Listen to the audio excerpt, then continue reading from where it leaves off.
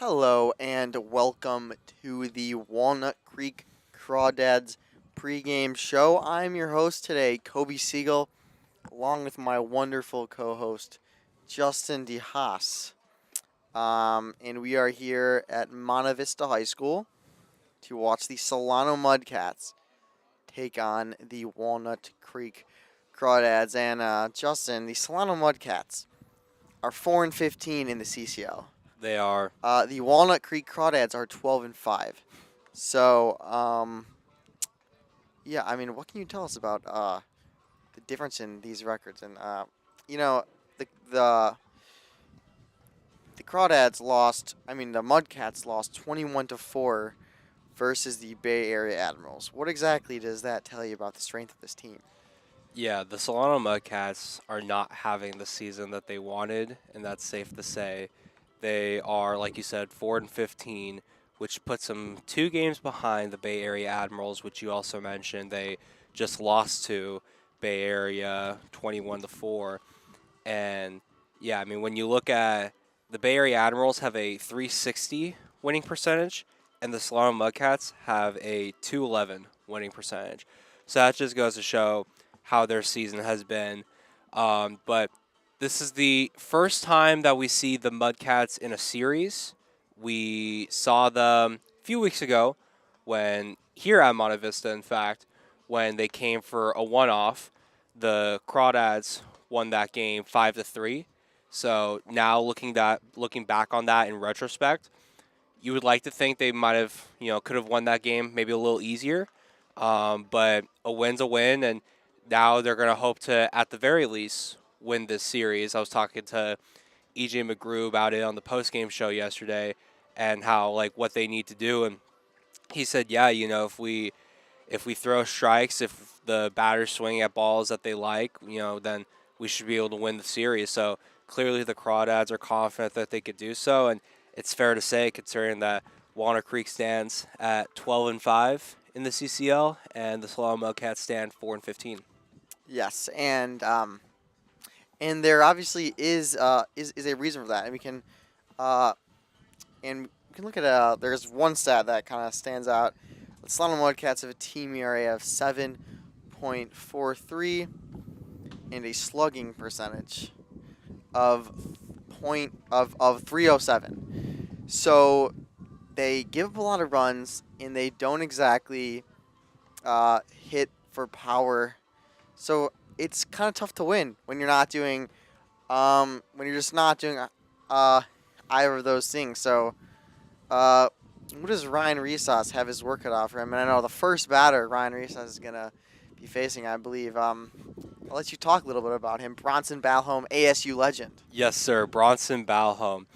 This is arguably the best player for the Solano Mudcats. You don't often see a catcher hitting leadoff, but that is the case for Solano, and it's because they just want to give Bronson Balholm some more at-bats. And you mentioned how he's an ASU legend, and in his 42 at-bats with the Sun Devils last year, that would be 11 games total. He did hit 286, so in his limited time, he was the backup catcher behind Ryan Campos, who's one of the better catchers in college baseball. So he didn't get much action, but when he did, he was solid, and he's been really good for the Solano Mudcats so far this year.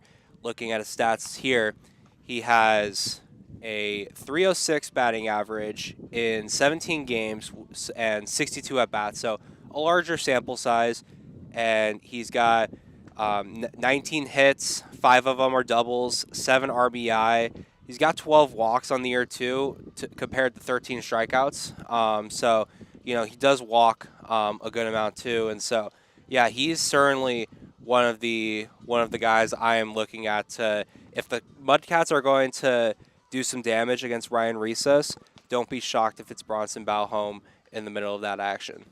Yeah, and some more guys in this lineup. I mean, they, as you said, they don't have a ton of thump, and especially with, I believe the wind is blowing in. It's pretty windy today.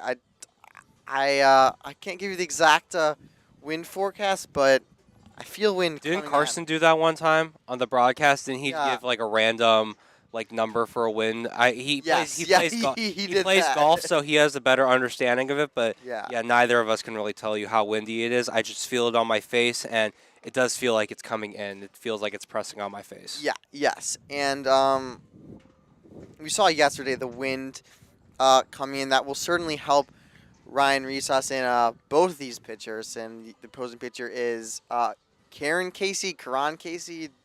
Do we know We how don't to know. say? I'm just gonna say Karan because I think that sounds better than All right, Karen sounds personally. good. But yeah, Karan Casey. I mean, you look at his stats, and honestly, they're skewed because of one outing against the Lincoln Potters on June 18th. He went 6 innings and allowed 7 earned. But beside that, he hasn't given up more than 2 earned runs in a game so far this year, and so he looks like he's been somewhat decent the for the Mudcats. Do you have anything on Casey? Yes, I do actually. So Karen Casey. So if you look at the slash line he's giving up, so this is all of the batters he has faced and what their total stats are. So hitters against Karan Casey have a 339 batting average. That's pretty good. A 420 on base percentage, also very good. A 467 slugging percentage, maybe a little less good, but still pretty good. Now, combined, I combine that into, to approximate what kind of hitter would do that. And I came up with Jackie Robinson. That's an 887 OPS. Jackie Robinson, his career his career OPS is 887. So Jackie Robinson has a little bit lower batting average, but a little bit lower on base, a little bit higher slug. So I mean, yeah. So if you're facing Jackie Robinson every time out, it's tough to not give up runs. And in this CCL, we've got some guys that have better stats than Jackie Robinson, such as Ryan Ellis, who is hitting leadoff today, who is batting 463 in this CCL. Just a ridiculous number. He's gone on base in every time this season. Just what does that do when you just know you have one guy at the top of the lineup who's going to get on base? You just know it's a lock. It's unreal considering that you look at a guy like Casey Cummings, who's normally hitting second. He's not playing today. And so to have Ryan Ellis hitting leadoff for the opener of this series, just nice to have that consistent bat up there. And you look at a guy like Brian Duroff, who's taken Cummings' space in that second spot. That Duroff in his own right has been really good so far this year too. And so, you've got a nice, solid top of the lineup there, and it should be fun to watch to see what these hitters could do against Casey. Yes, and Nico Budden will be behind the plate today. It will not be Sam Gilliam. We do have another catcher, Ryder Helfrich, who is not playing today, but he is ranked 205 in the MLB.com top draft prospect. So he's pretty good. Unfortunately, I think we should wait to talk about him when he's actually going to be playing. So you're not going to hear about him today, but trust me, come out to a game. He will probably be very fun to watch. The MLB draft is tomorrow, actually. The first round's tomorrow. And for the Crawdads, you got Ryan Resus on the mound, who has 0 walks this season. He's only pitched a few innings, hasn't pitched that many innings. He has hit a few guys, but 0 walks. That will certainly play on a team who tends to walk a lot of guys. We saw yesterday the walks almost hurt him, but how important, especially with the wind blowing in, is not walking people. Yeah, for sure. I mean, I think what you mentioned, the no walks in his last outing, was huge because, honestly, in that appearance against the Admirals, I don't think he had as good of a start as he would have liked. 3 innings, 4 earned, 4 hits, and he still was able to get 4 strikeouts. And he was credited with the win, but I think whoever came behind him, I believe that was McShane, probably should have because Rhesus only went 3 innings in that appearance. But yeah, look, I think, it was his first start this summer with the Crawdads against an Admiral squad that we know can fight. And, yeah, it wasn't necessarily as good as he would have liked, but I think this could be a solid bounce back outing for Ryan Reeses. We know how good he is. He played in the Cape Cod last year.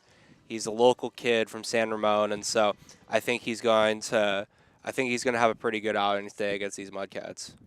Yeah, and one other interesting note about these Mudcats. So this season combined, they've walked 85 times, but they've struck out 182 times. So they strike out more than twice as much as they walk, which is not necessarily a recipe for success. So Ryan Resos has a chance um, uh, to get some strikeout numbers, and they have 1, 2, 3, 4, 5, 6, 7, 8. They have 8 guys with at least 13 strikeouts this season. So this is a team that will strike out, and if you strike out a lot and you don't necessarily slug a lot, it's really hard to score runs, especially um with the wind blowing in. But we've seen the Crawdads kind of let some teams that they should be better than back into the game. So how do they avoid that today and in the rest of the series? Yeah, for sure. I mean, I think that was huge yesterday, right? The idea that probably shouldn't have been as close of a game with the Alameda Anchors as it was yesterday. And you could see something like that today, considering that the conditions are very similar. And, sure, maybe Solano didn't have a great record, but they're still a CCL team nonetheless. And, they have some guys that you've got to respect. I want to shout out Max McGee and Alec Nava, kids who are from San Joaquin Delta College. Sounds like SJDC has a little bit of a pipeline to the Solano Yeah, Mudcats, and yeah, I mean, I think overall, they talked about Balholm, and you got these couple kids from JUCO. Overall, it's just not necessarily the greatest put lineup or in the world, but hey, you've got some players that have some good stats. I mean, I mentioned McGee and Nava; they are hitting 385 and 349 with 15 and 13 games played respectively. So they do have some good numbers in the CCL. And when you look at Balholm, McGee, and Nava, these are three kids who we have the CCL showcase game coming up next week. I wouldn't be shocked if any of these three kids were picked. I think, I don't know if all three of them get picked per se, but don't be shocked if you see a few of these kids next week in Compton for that showcase game. yeah. So and I'm excited to see who for the Crawdads get picked. I mean, on that, maybe uh, you want to give us a little prediction about who we'll see at the showcase game for the dads? I would be shocked if Ryan Ellis was not there. I Yes, think so would I. he is up there for CCL Player of the Year, and he definitely should be there next week. I could see guys like maybe Brome or Cummings potentially getting a nod. Joey Donnelly wouldn't be shocked. He's hitting 341 in 14 games. Griffin Harrison all of a sudden puts his name in that conversation. Like, you've got some good batters, but definitely Ellis and maybe like Brome. And then, I mean, I don't know if any starters get picked per se, but maybe a couple relievers. Look at a kid like Sean Fitzpatrick, possibly Kate Cushing as a closer looks really good too. So I would say a couple batters, couple relievers, and Crawdads should have a lot of representatives considering that they are the second best team in the North and arguably the second best team in the whole CCL. Yeah, and Ryan Ellis. I think if we can He's say got to be there. yes, if we can say anyone's a lock, he certainly is. No He way he's leads the not. CCL in batting average, second in on base percentage. So I mean, he is Yeah, 463. he's probably the best Or- second baseman in the CCL right Oh, now. 100%. So yeah, so we will see who gets picked, but otherwise, I think we're gonna get ready to start the game here, and you will be joined by Austin Oda and Carson Mercy, our two wonderful, very talented broadcasters. So stay tuned and get ready for the game.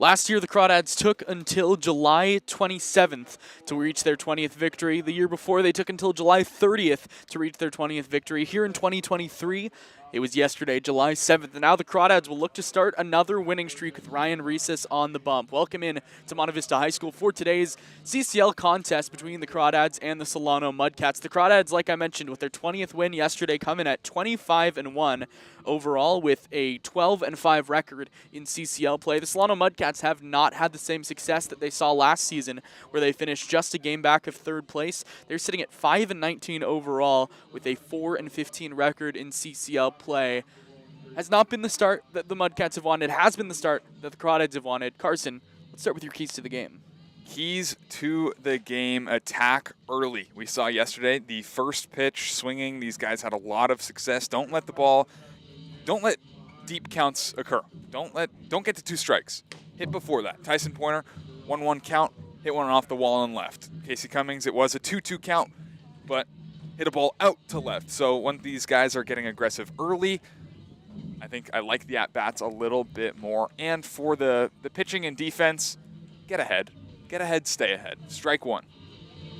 Here's the lineup that Ryan Reeses will be trying to get ahead, stay ahead too. It's Bronson Ballholm, the leadoff hitting catcher, a little Jason Kendall action in the leadoff spot, wearing number 4. Jackson Forbes, the shortstop, hits second with Alec Nava, the second baseman, hitting third. Nate Schwartz, one of the top home run hitters in the CCL North, hits cleanup with Michael Benavides, a returner from last year, hitting 5th. Max McGee, the left fielder, hits 6th with Josh Pernetti hitting 7th. Ben Pernetti on the other corner, he'll be hitting 8th and making his CCL debut, with Nate Hamburger rounding out the lineup, hitting 8th, and they'll be going up against Ryan Reeses. Ryan Reeses making his second start of the CCL League summer. 2-0, 9 ERA, 4 innings, 5 strikeouts, 5 hits. Last outing against the Admirals, went 3 innings, a little bit rough for him, gave up 4 runs on 4 hits.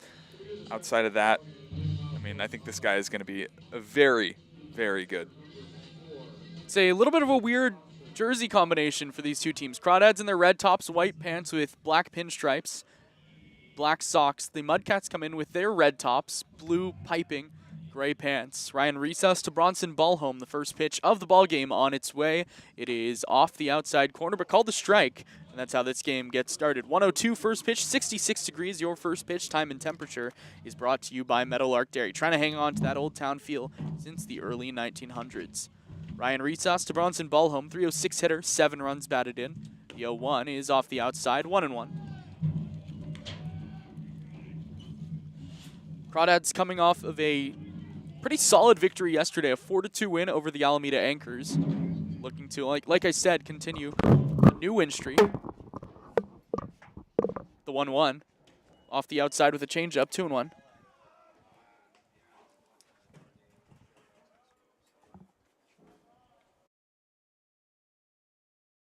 2 balls and a strike from Reeses to Ballholm. Lefty, Reeses, righty, Ballholm. The 2-1 is lined up the middle. Coming in is Ryan Brome, and he will make the catch high above his head for the first out. Good job there by Ryan Reeses, getting down a little bit in the count. 2-1, getting a pitch down at the knees on the corner. Weak looping line drive right at Ryan Brome. We saw Ryan Brome in center field. Now the rest of the Crawdads defense left to right in the outfield. Cole Fellows, Ryan Brome, Tyson Pointer. On the infield, Matt King at third with Griffin Harrison at shortstop. Ryan Ellis at second with Joey Donnelly at first. The catcher today, Nico Button, and like I mentioned, Ryan Reeses on the bump. The first pitch to Jackson Forbes, runs in tight, 1-0. Forbes hitting 175 on the summer, no home runs, a run batted in. Ryan Reeses still has not walked a batter this summer, which has been a very welcome sight for the Crawdads pitchers who have struggled with the walk. Here's the 1-0. It's on the outside corner with what looks like a changeup, 1-1. Love that pitch right there. Down and out to the lefty, whatever it was, changeup, fastball, tough to tell, but perfectly spotted up. Reeses' 1-1 is swung on and missed. A pitch down low that Forbes went chasing at, 1-2. Looked like he went back to that changeup. Started at the knees, break it down. Falls off the table. That's a good one. Ahead in the count, 1-2, looking for his first strikeout. Here's Reeses' 1-2. It's a curveball that dips just a little low. Backed up Jackson Forbes. I think had it been a couple inches higher, it would have been a called strike. 2 balls, 2 strikes, 1 out, recess to Forbes. Here it comes. Chopper to second base, slowly. Ryan Ellis scoops it on the carpet, tosses over to first to retire. Forbes by a step and a half. 2 up, 2 down. Nice start for Ryan Resos. 2 up, 2 down. Work a scoreless first. Maybe get 1, 2, 3 action here. Get the bats up. Dads are swinging a good bat recently. Here's Alec Nava, 316 hitter, a home run, 10 runs batted in. Maybe the most solid overall hitter on this team. Local kid. De La Salle High School alumni. The righty steps in. The first pitch from Recess is swung on and missed. Good changeup off the outside. 0-1. Seeing a reliance on the changeup for Resos, and that looks to be the good pitch today. Fastball is kind of missing arm side quite a bit. The changeup, he's got it locked in. No balls and a strike. Here's the pitch. It's swung on and missed off the inside, 0-2. Blow it by him. Go to that changeup. Come back with the fastball up by the belt. It's going to be tough for anyone to catch up to it. No balls, 2 strikes, 2 outs here in the first. Ryan Recess looking for his first K. Here's the 0-2. It's off the outside and low with a changeup. A ball and 2 strikes. Don't hate it. A good setup pitch. 0-2, you don't got to be perfect. Still way ahead. Here's his 1-2. Off the outside with a fastball, 2-2. That's kind of what I'm talking about, that fastball. A lot of the times running very far arm side into the left-handed batter's box. Let's see if Resos can make that adjustment, work back in the zone. Deuces are wild here in the first. No score still. 2 balls, 2 strikes, 2 outs.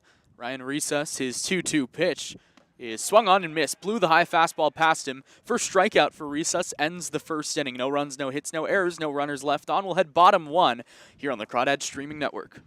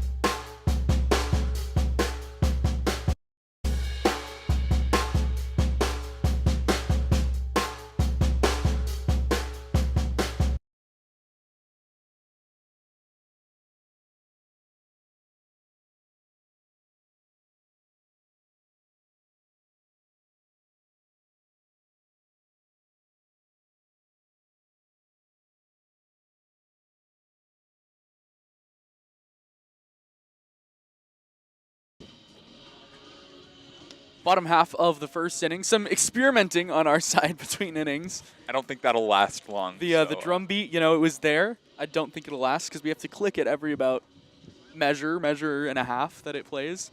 But here's the Crawdads lineup coming up against the lefty Karan Casey. It's Ryan Ellis, Brian Duroff, Ryan Brome, the first 3 to hit, with Matt King, the third baseman, hitting cleanup for Joey Donnelly, the first baseman, that hits 5th. Tyson Pointer, the 6th place hitting right fielder, having a really, really good stretch of games. Cole Fellows hit 7th. He's in left field with Nico Button behind the plate, hitting 8th. Griffin Harrison rounds out the lineup, and they'll be facing Karan Casey. Karan Casey, the lefty, having an okay season. 1-1, 6.60 ERA. This is going to be his 3rd start, 15 innings, only 7 strikeouts, 6 walks, 20 hits. His last start was his best start, so we'll see what he can bring into this one. Ryan Ellis will lead off for the Crawdads. Lefty on lefty, but that's something that Ellis has had 0 trouble with this summer. The first pitch he sees is a big curveball swung on and missed. 0-1. Love that. First pitch curveball. Open up the game. Ellis likes to swing at that first pitch. Keys to the game or get on that first pitch. Pitching backwards. The 0-1. Ellis flips a curveball off to the left side, foul. Not quite sure how he hit that ball as far as he did. I mean, had he turned the opposite way, that would have hit him. No balls, 2 strikes. Ellis, relative to the rest of his performance against the CCL, kind of struggles against the Mudcats, still hitting .361. Here's the 0-2. Grounded to the first base side, but foul. And I think that says something when .361, his average, .897, his OPS, is low relative to what he does against the rest of the CCL teams. Yeah, he's been a fun guy to watch, and sometimes it's those teams at the bottom that, for some reason, you just can't crack. Ellis, a .429 hitter this season, 3 home runs, 12 batted in. Karan Casey, the 0-2, is popped up on the left side of the infield. This looks like it'll get out of play, and it will. We'll do 0-2 again. Hey, yesterday for Ryan Ellis, it broke up a 6-game hitting streak. Reached base twice on a walk, did not record a hit. No balls and 2 strikes to number 2. Defense on the infield straight up. A little shift to the left side from the outfield. Here's Casey with the 0-2. It's taken up high. Checked his swing. Did he go? No, says the third base umpire. 1-2. Good job to lay off that. He's already seen some curveballs down in the zone. I like that pitch from Casey. Play that fastball off those curveballs. Good pitch. Almost got Ellis to bite. 1 ball, 2 strikes. No score here in the bottom half of the first. Casey looks in over the glove. Now from the windup, delivers. It's swung on and missed. Good slider, blocked by the catcher ball home. He'll go to first to complete the putout for the first out. Another really, really good curveball out of the hand of Karen. Casey went to that fastball high, almost got Ellis to bite. Played that with the curveball in the dirt perfectly. I mean, that's just a perfect 2-strike, 1-2 pitch. And out number 1. Max McGee, Nate Hamburger, and Michael Benavides, the outfield from left to right, with Ben Pernetti at third, Jackson Forbes, the shortstop. Alec Nava plays second base with Josh Pernetti over at first. So we've got the Pernetti brothers on the corners. Bronson Ballholm behind the plate. Here's Brian Duroff. First pitch to him is off the outside and high, a ball and no strikes. Duroff comes in hitting .263, a pair of home runs, 13 runs batted in. Not the summer that Duroff wanted, especially after an elite season at Chabot, a great summer last year. The 1-0 is called a strike at the top of the strike zone. Looked like a slider, 1-1. I haven't seen the power numbers that I think we were all expecting from Duroff, coming off a 21 home run season at Chabot. The 1-1. Curveball off the outside, 2-1. Yeah, we haven't seen the power quite yet, but we know it's there. He has that opposite field home run a few weeks ago and 4 doubles, so it's not completely missing. It's just not exactly what we expected. 2-1, fastball pounded to the left side. That'll get foul over by the Mudcats bullpen where there's already action. Now, he's in a completely different jersey down the left field line. But, hey. Not something you see every day. 2 balls, 2 strikes, and out here in the first. Karan Casey, already 1 strikeout, has Duroff in a good spot. Here's his 2-2. It's a curveball up high, 3-2.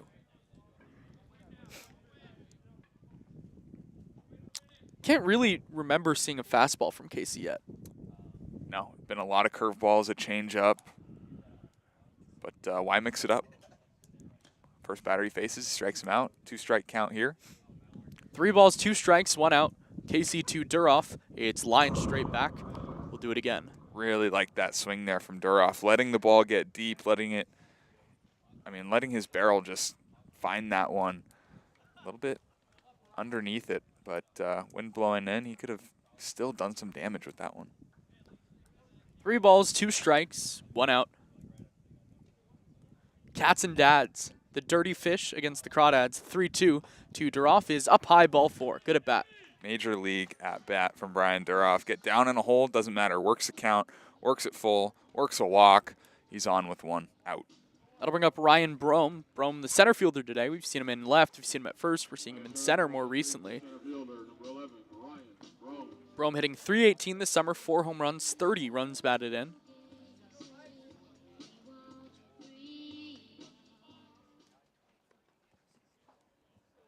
leads the CCL in runs batted in, tied with his former Texas Tech teammate Damian Bravo. Lefty on lefty with Duroff on first. First pitch to Brome is off the outside with curveball, 1-0.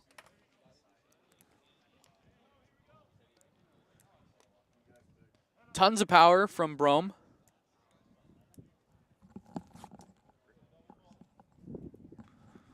One ball, no strikes. Lefty on lefty. Brome flips it to left field, but it's right at the left fielder, Max McGee, who now drifts to his right and makes the squeeze for the first out. Oh, the unfortunate L7. That hit on the screws. Perfect swing from Brome. I mean, you can't teach it any better than that, truly. And just an unfortunate out, number 2. That'll bring up Matt King. King, the third baseman. 310 hitter, a home run, 14 batted in. Really solidified the middle of the Crawdad lineup. First pitch to him is down below the knees. Good block by Ballholm, 1-0.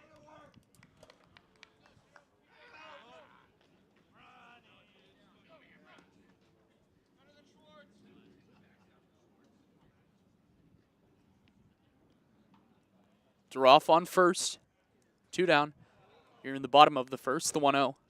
Hit high and deep to left center field. Going back is McGee. So is Hamburger, the center fielder. In left center field, it is caught by the left fielder, Max McGee, as he reaches down to the shoelaces to grab it on the warning track for the third out. So a pair of very hard hit balls, a strikeout and a walk. The Crawdads strand a runner on. We'll head to the top of the second in a scoreless ball game.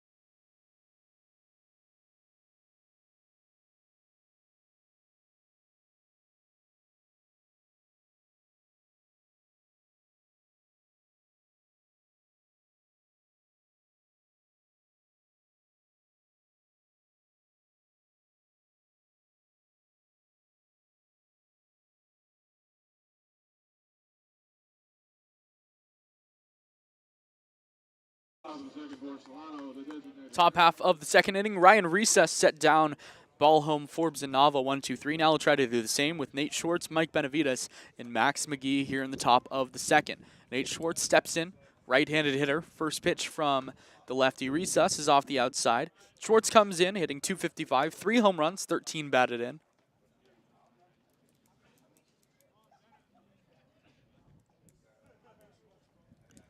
The 1-0. Same spot, just a little outside, 2-0. Hey, Schwartz is one of those guys, really the only guys you got to really pay attention to. Has got the 3 home runs, 13 RBIs, most pop on this team for sure. Favorable matchup, lefty-righty. 2-0. Popped up on the right side. That'll get foul, 2-1. Don't really want to groove anything to him. That one there, fastball, right down the middle, kind of a bounce back pitch from Resos. Luckily, he just fouled it off. 2 balls and a strike. Recess to Schwartz. It's off the outside with the changeup, 3-1. Schwartz hit 2 home runs in his first 11 at bats. He was 5 for 11 with a pair of home runs, 6 RBI in his first 2 games. Only 1 home run since then, so he's definitely cooled off a little with the bat. Here's the 3-1. Swung on, fouled off to the right side, 3-2.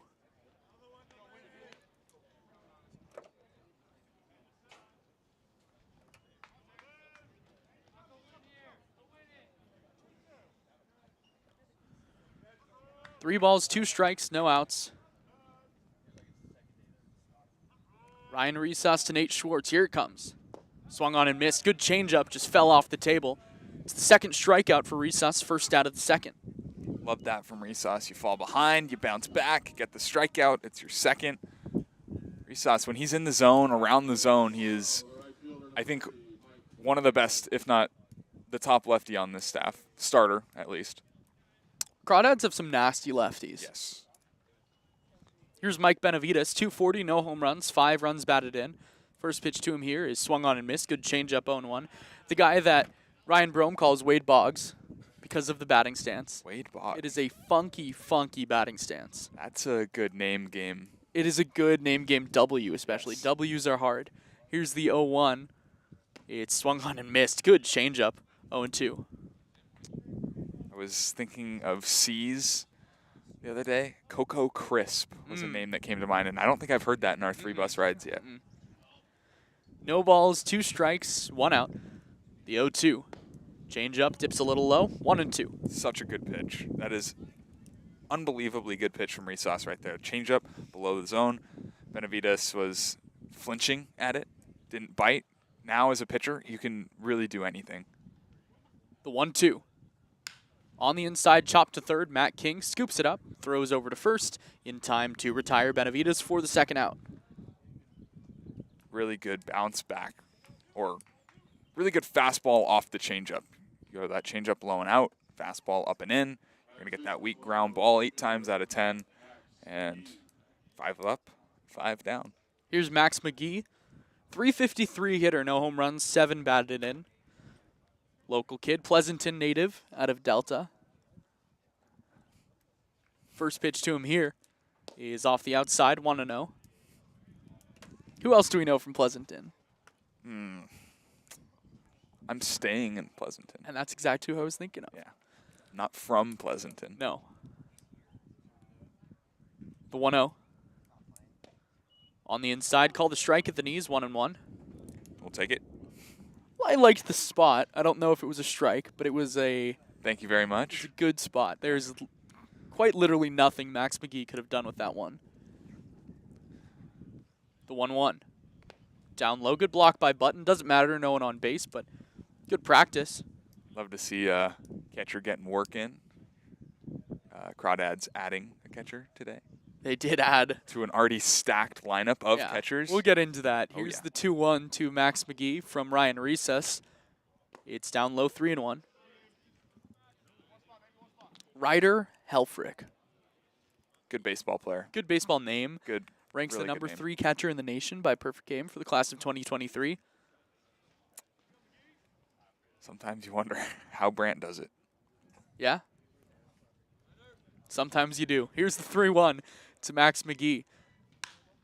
Swung on, fly to left center field, shallow. Going back is Griffin Harrison. Coming in is Ryan Brome, but it's Griffin Harrison who reaches up, makes the catch for the third out. Another 1-2-3 inning for Ryan Resus will send us to the bottom of the second. Still no score.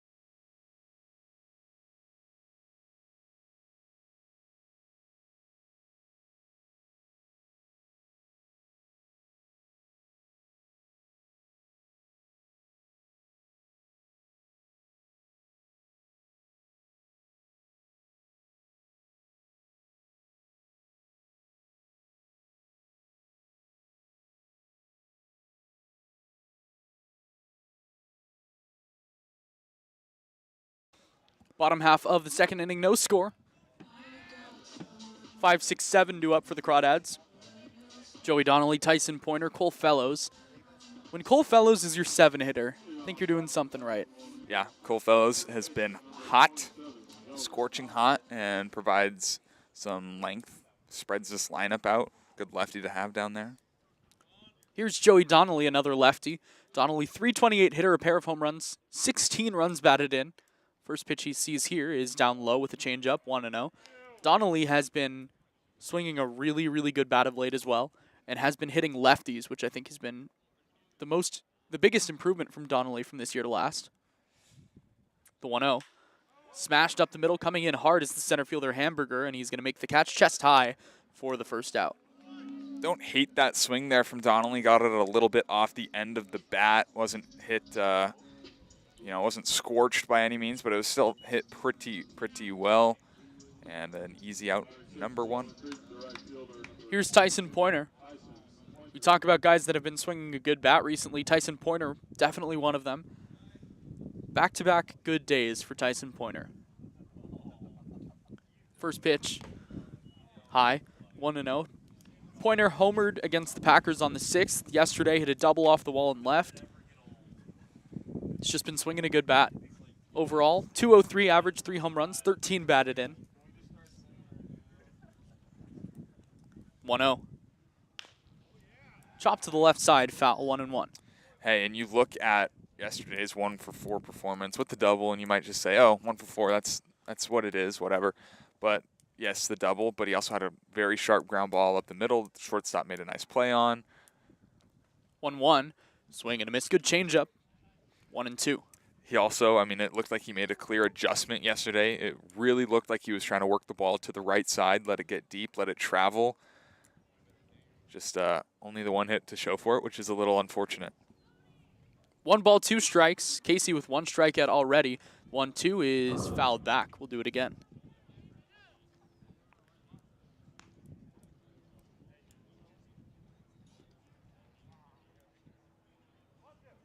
No score here in the bottom of the second, but a lot of power at the plate.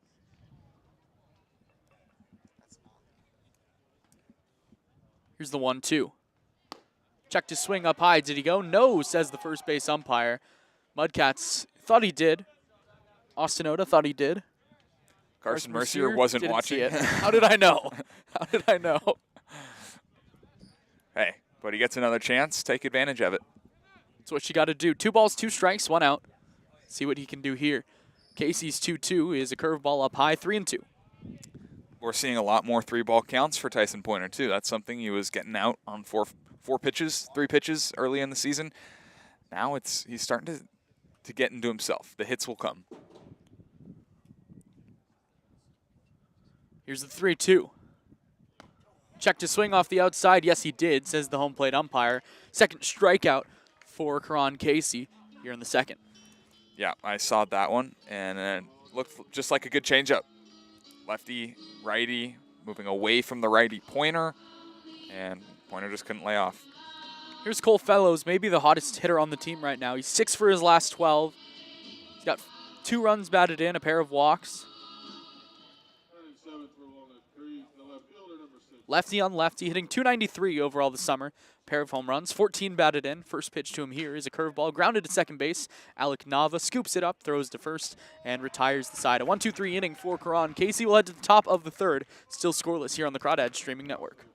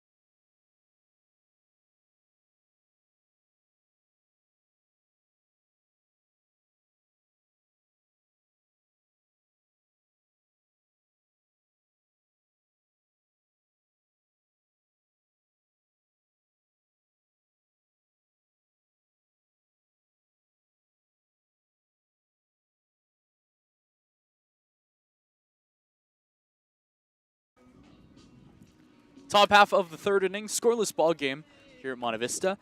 7-8-9 for the Mudcats. Josh Pernetti, Ben Pernetti, Nate Hamburger.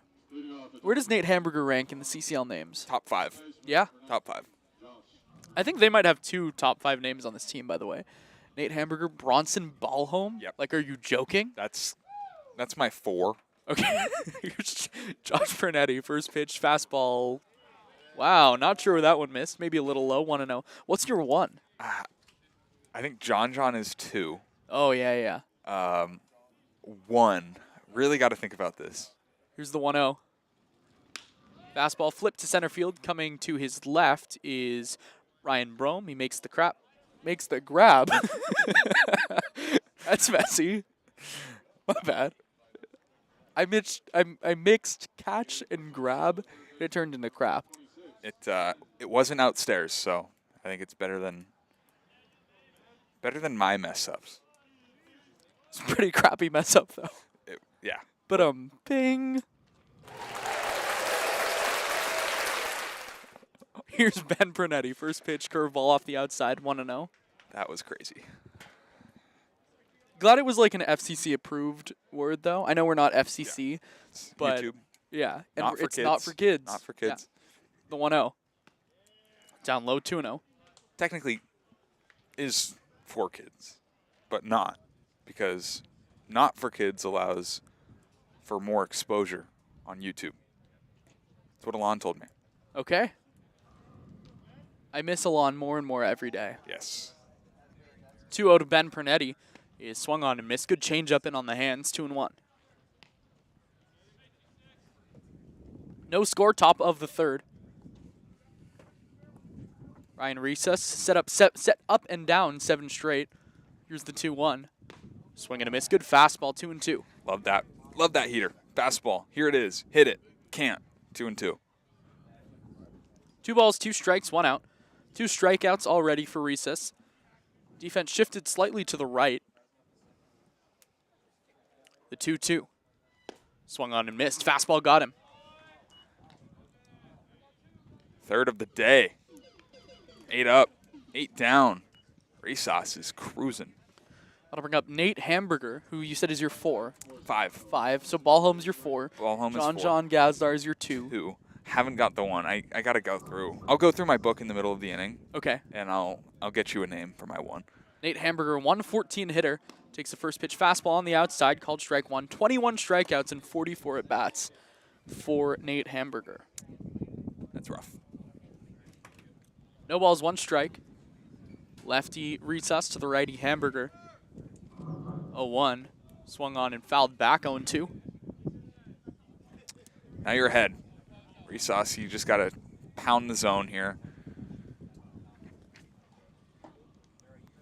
Don't play with your food. Yeah? Yeah. No balls, 2 strikes, 2 outs here in the top half of the third. Resus looks in over the glove. Now agrees with the catcher button. Here's the 0-2.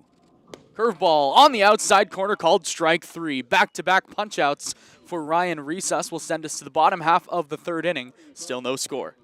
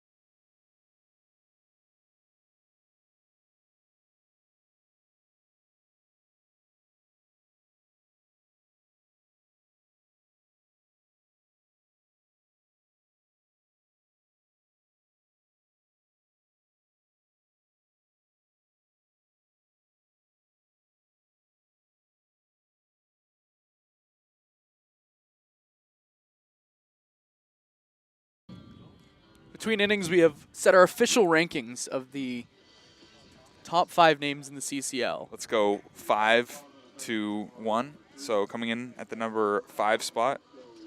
Who did we say? I forgot.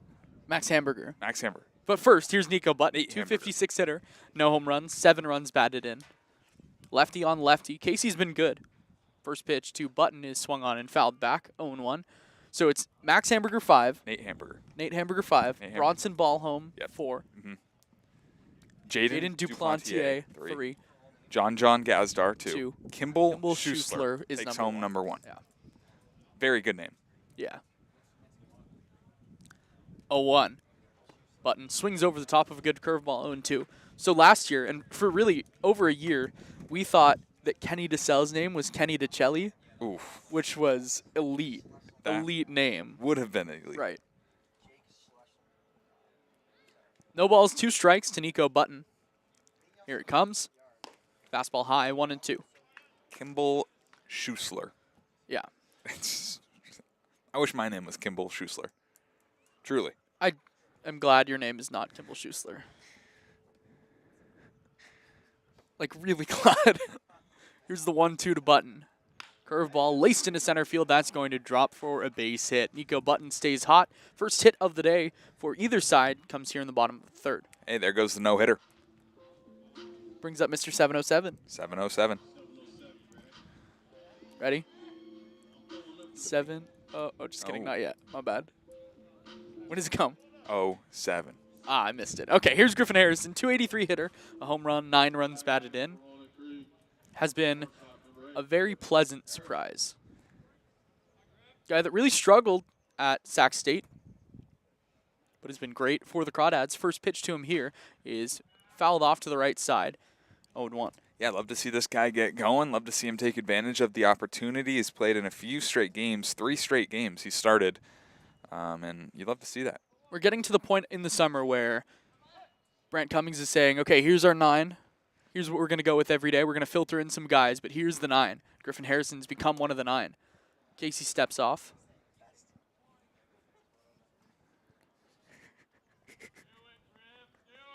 No balls and a strike to Griffin Harrison. Nico Button, not a ton of speed on first. Does have 5 stolen bases in the CCL. The 0-1. Harrison takes a changeup off the outside corner, 1-1.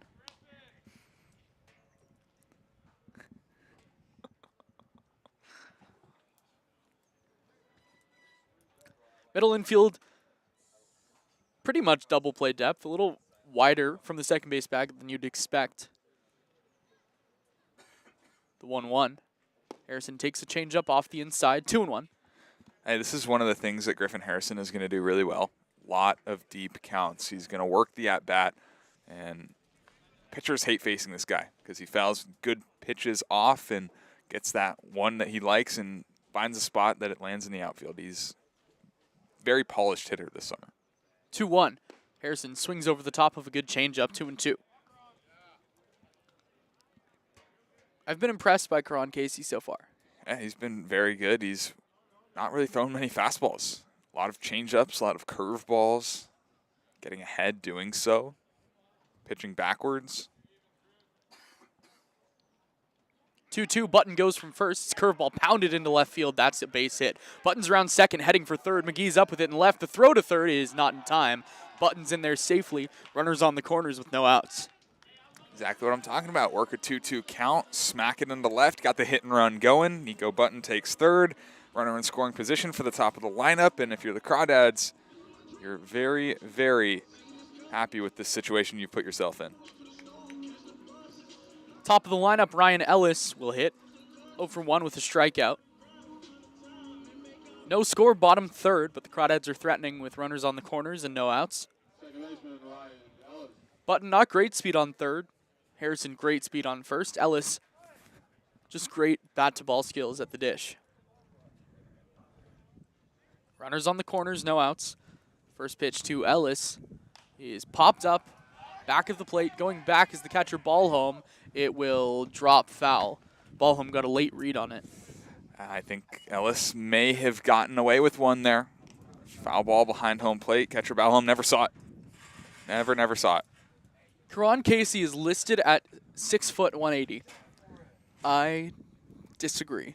Tough to tell. Tough to tell. Sure. I would say 5'10". 180? Lower? Yeah. The 0-1. Curveball hit high and deep to right field, but hooking well foul over to the softball field. Into the softball field. Clean that thing out, Ryan Ellis. Got a pitch inside, pitch he could handle, and blasted it just a little foul. I think this team missed Ryan Spolero. Yeah. You can just hear him in the dugout. Yeah, he's Always making noises. quite the character. Those are the noises. He's a turkey. No balls, 2 strikes, no outs. Casey nods his head no. Runners on the corners. Now comes set. Past the belt. 0-2. Harrison goes from first. Ellis grounds this one to second. Alec Nava is up with it and throws to first in time. Coming home to score his button. And it's 1-0. Crawdads on the RBI ground out. Love that. Some small ball baseball. A couple of hit and runs in this inning with a 0-2 count to Ellis. You send the runner at first. Ball is put in play. Keeps the double play out of order. A run comes home to score. A successful at bat for Ryan Ellis. Here's Brian Duroff. Walked in his first at bat.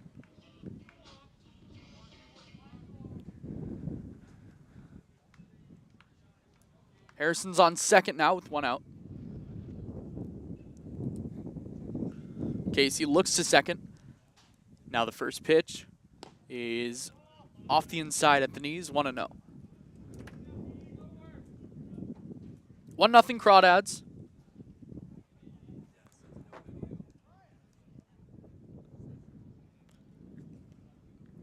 Here in the bottom half of the third. The 1-0. Hit high and deep to left field. Going back is Max McGee at the warning track. He will make the catch for the second out. Man, Brian Duroff gave that ball a ride and a half. He got robbed from the wind. I think we saw a little bit of that power stroke right there from BD, but wind blowing straight in from left. Home run robbery. Wind. Our weatherman, Andy Mack, says, and I quote, "Ain't nothing going out today." No. Astute observation, as always, from Mr. Mack. That's what I thought yesterday. Casey Cummings said, watch this. Here's Ryan Brome.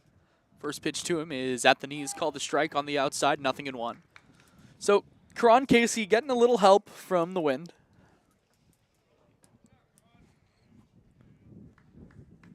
Harrison on second, 2 down. A run home in the inning. The 0-1. Curveball grounded to the right side. Alec Nava gets a good hop, throws to first in time. But the Crawdads score on a pair of hits. No errors leave a runner stranded on second. We'll head to the top of the 4th inning with Carson Mercier on play-by-play here on the Crawdads Streaming Network.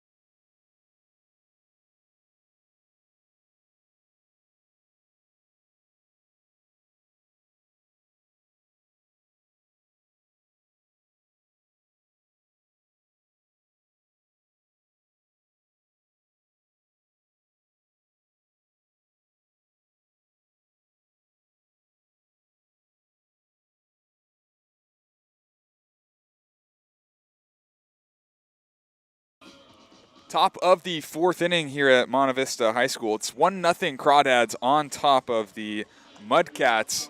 Ryan Resos back to work. He's set down 9 straight to begin the ball game. Is that good? It's okay.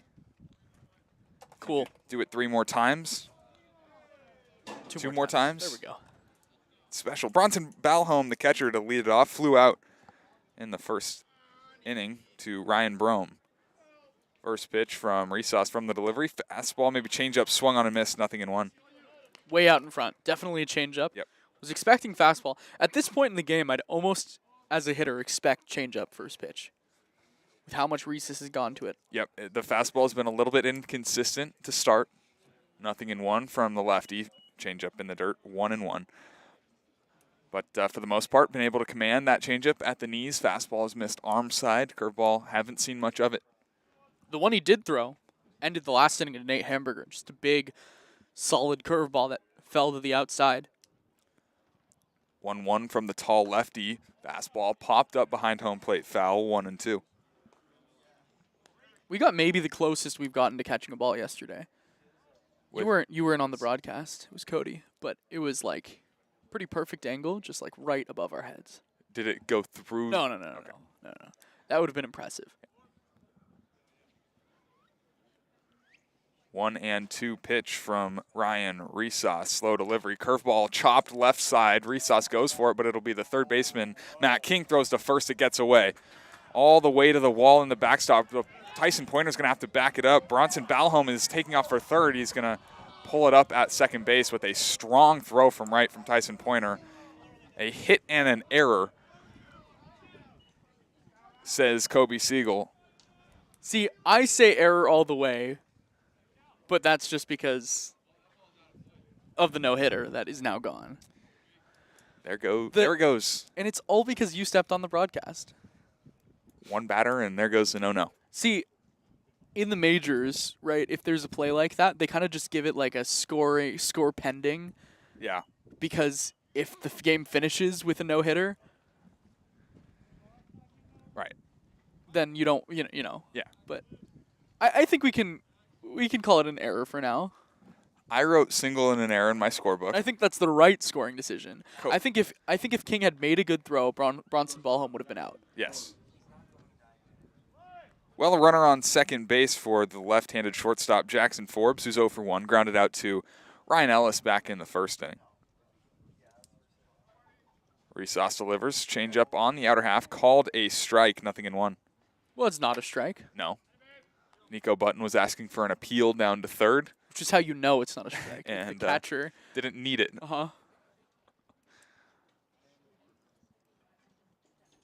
Resos set. Peers back to second base. Now delivers to the plate, squaring to bunt is Forbes. Gets it down right side. Resos bounces out, goes to first in time there. However, advancing to third base on a sac bunt is Bronson Balholm. It's a great bunt by Jackson Forbes. Just pushed it down the right side of the infield. Had to get the pitcher off the mound to try to get it. He made a nice play. He did a little bit of maybe an unnecessary spin, but it helped get a strong throw over to first, able to plant his feet. Runner moves over to third. Good baseball on both sides. One away here for the number 3 hitter, Alec Nava. Second baseman struck out to end the first inning. Tying run early in the ball game, 90 feet away. It's Bronson Balholm on third base. Infield back, outfield straight up.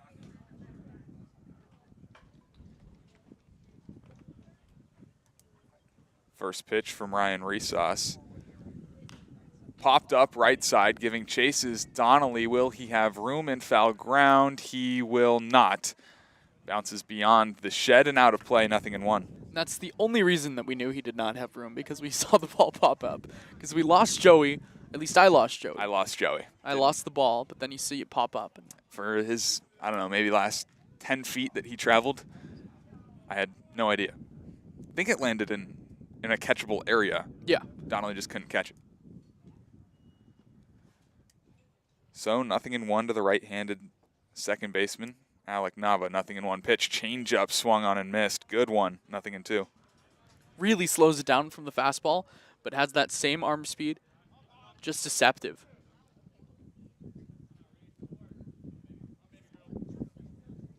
47 pitches deep now is Ryan Resos. It's a good spot to be. Through 3 1/3 innings. Scoreless to this point. It's given up just the 1 hit. Crawdads lead 1-0. Tying run 90 feet away. Bronson Balholm.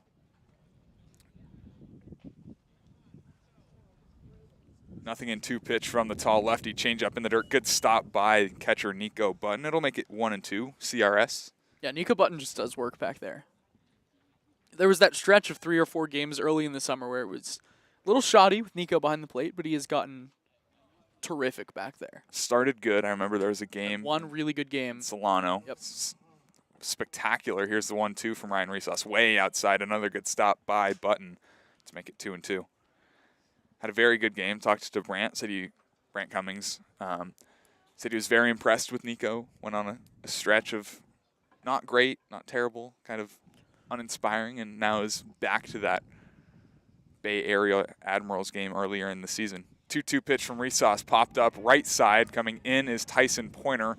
He's calling for it. Runner tagging at third, but bluffing. Strong throw. Blocked by Nico Button just up the third base line. Give me that CRS again. He, in a different sense, saved a run. 2 away, as that was the fly out to Tyson Pointer.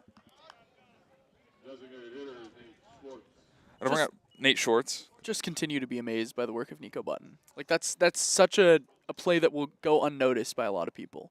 But that ball gets past him. Balholm's ready. Balholm was reading that all the way.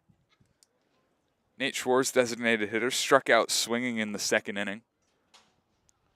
Curveball to him here, right down the middle. Good pitch from Resos. Kershaw curve. 12-6.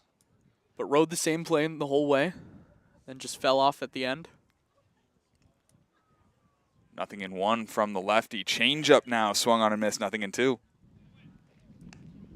Curveball. Then the change up. Way ahead. 0-2. Trying to strand the leadoff single of Bronson Balholm, who reached second on the air.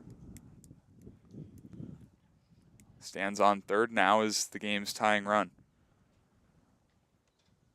Here's the 0-2. Fastball hit on the ground left side. Moving over to his left is King, but he'll watch it foul. We'll do the 0-2 pitch again.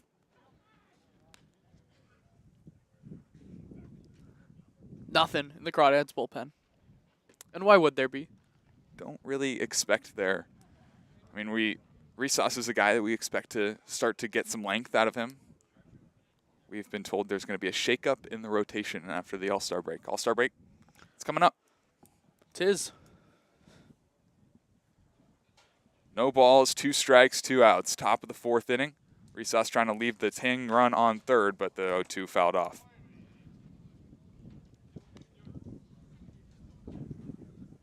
Excited for the All-Star break? I You have am. big plans? No, Staying here? staying here. Not planning on going back home. Mm-mm. Done that once. Yep. That's enough. Yeah. What about you?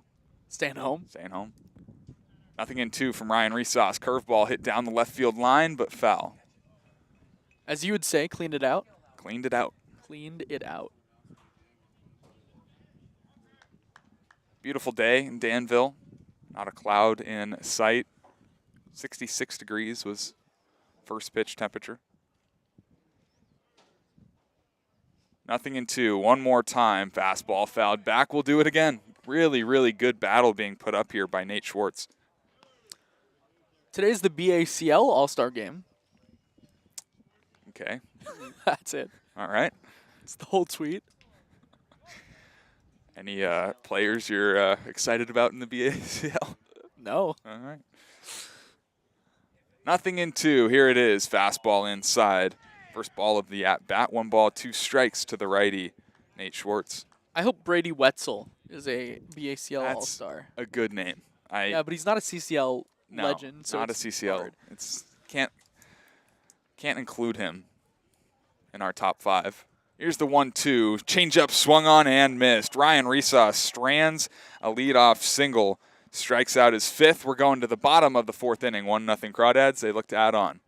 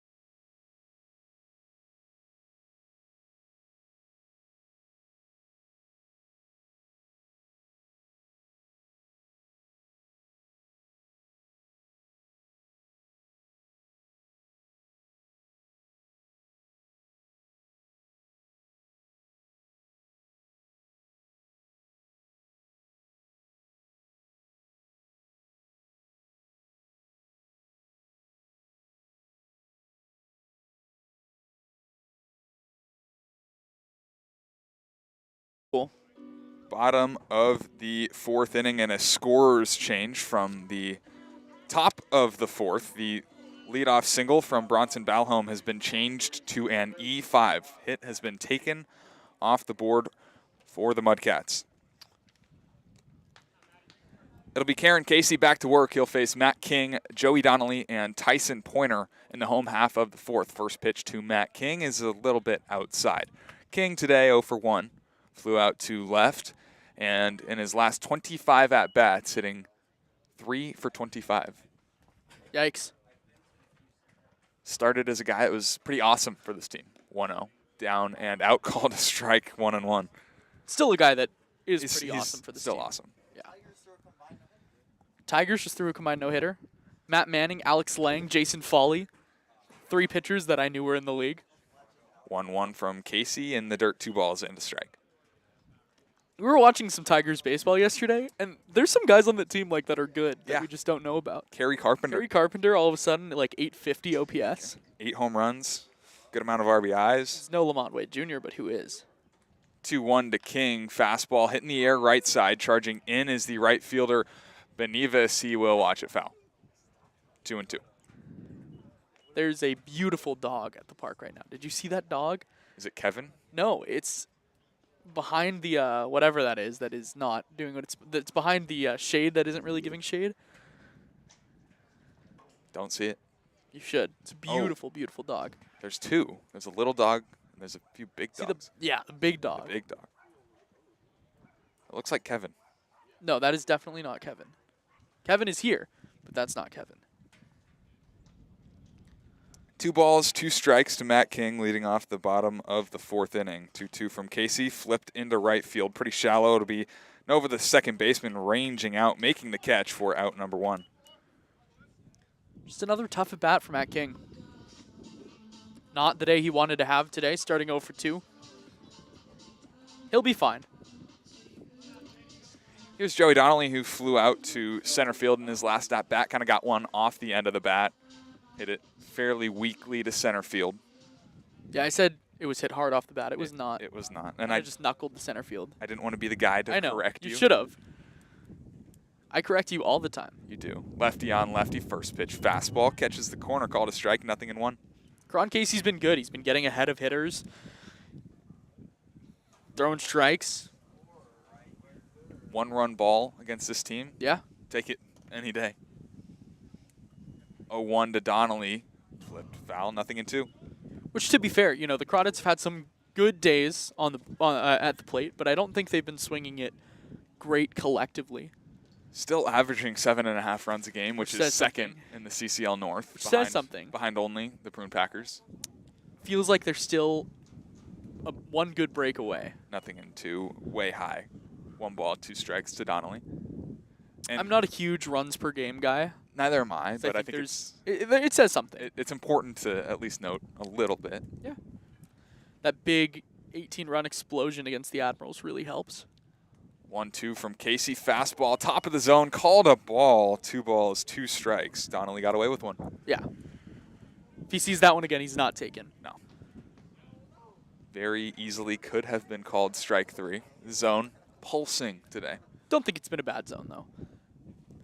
2-2, fastball hit into left center field, falling fast and falling in for a 1-out base hit for Joey Donnelly. His first of the day. Just a good piece of hitting. Lefty on lefty, took advantage of a ball that probably should have been called a strike and was able to just dump it into left field. Speaking of, there has been a defensive change. Tyler Toby is in at shortstop. Tyler Toby. That's a good name. That's a good name. Nate Hamburger might have some competition for that 5 spot.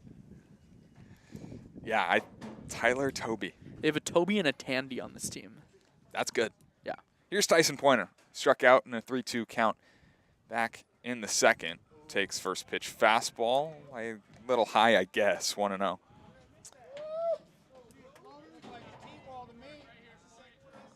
Looked like a T-ball to me is a great line.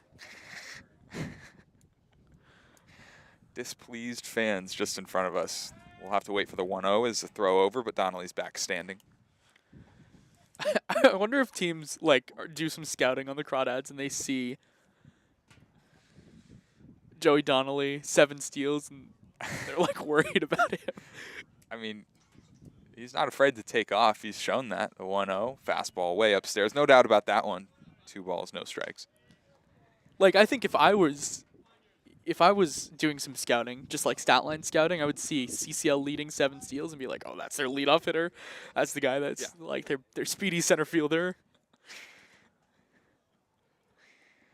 2 balls, no strikes. Karen Casey delivers to the plate. Fastball swung on and missed by Tyson Pointer, 2-1. There's a little Solano Mudcats reunion going on in left field past the bullpen. Former Solano Mudcat Dylan McShane out with some of his teammates. It's tough to tell him apart. The only way I can is because he's so much taller than everyone. 2-1 to Pointer. Fastball again, swung on a miss, 2-2. Well, and that's what I was thinking, is because I saw them all out there, and I was like, who could that be? Like, why are they not meeting in the dugout? Like, what's going on? And then I see, oh, yeah, there's one guy that is literally a head taller than everyone else in that group. Red tops for both the teams. The only difference in the jerseys is the pants, striped or pinstriped pants for the Crawdads. They're wearing the white. For the Mudcats, gray. It's a brighter red on the Mudcats jerseys, too. I can't really tell the difference. I could. Okay. Some better eyes. 2 balls, 2 strikes, 1 away, bottom of the 4th inning. Karen Casey set. Now delivers. Fastball way outside. 3 balls, 2 strikes to Tyson Pointer, and we were talking about he starting to get better at bats, deeper into counts. Second straight, 3-2 count for Tyson Pointer. That'll play.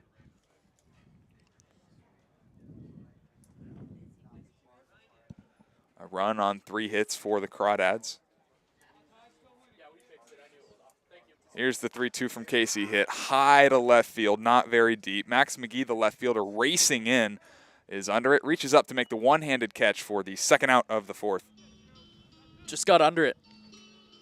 I think hit it relatively well, but like I said, just a little bit under it. Get some more of the fat part of the wood on that ball, and that ball is gone, even with the wind. Yeah. Tyson Pointer, one of the strongest guys on this team. It'll bring up Cole Fellows, 4-3, ground out in his last at-bat in the 2nd inning. Didn't hit it particularly hard. 18 hopper to the second baseman. Works here with the runner on first base and Joey Donnelly. Casey set, fastball again, same spot. 16 hopper this time is fumbled by the second baseman Nova. Throw to first, not in time. E4 allows Cole Fellows to reach, and into second base is Joey Donnelly. Yeah, just a tough break. Alec Nava has played a good second base all summer, but he makes the error there. Just a ball that was hit right to him. Joey Donnelly maybe running right in front of him helped a little bit in the Crawdads case, but a tough error, play you got to make. The error will bring up the catcher Nico Button. Singled and scored the game's first and only run back in the 2nd inning. Tough lefty matchup for him here. Casey delivers, fastball hit down the third base line, but well foul. Button's already having another good day. He swung the ball really well in Healdsburg. He might have had the best at-bats on the team against Healdsburg. Had an at-bat off of Stamos, lefty, lined one right at the third baseman. Probably the hardest hit ball up there of the day. 0-1, behind home plate, foul, 0-2. Almost took one backside in the 8th inning, 9th inning, late in the ball game. Yeah, he did. Into wind a little bit. Mm-hmm. Very good swing. I like his opposite field swing. I do too. Feel like he has There's a big gap there right now. Left center. infield pretty much straight up, but left fielder Max McGee playing pretty close to the line. 0-2 pitch. Runners take off. Pitches a ball. Throw down to third is not in time. A double steal. A successful double steal allows Donnelly into third and Fellows into second. There's your CCL North leader in steals. He's just smart. Like, he knows when to run. He reads pitchers really well. 8 steals this summer for Joey Donnelly is crazy. Elite. Known speedster. Joey Donnelly now just 90 feet away from home plate. Crawdads looking to add on to a 1-0 lead. 2 outs, 1-2 count to Nico Button. Fastball popped up left side. Shortstop, newly entered Tyler Toby going back, but it'll be the left fielder, Max McGee, reaching up to make the one-handed catch to end the 4th inning. Crawdads strand a pair in scoring position. They fail to score. We're going to the top of the 5th. The Crawdads on top of the Mudcats, 1-0.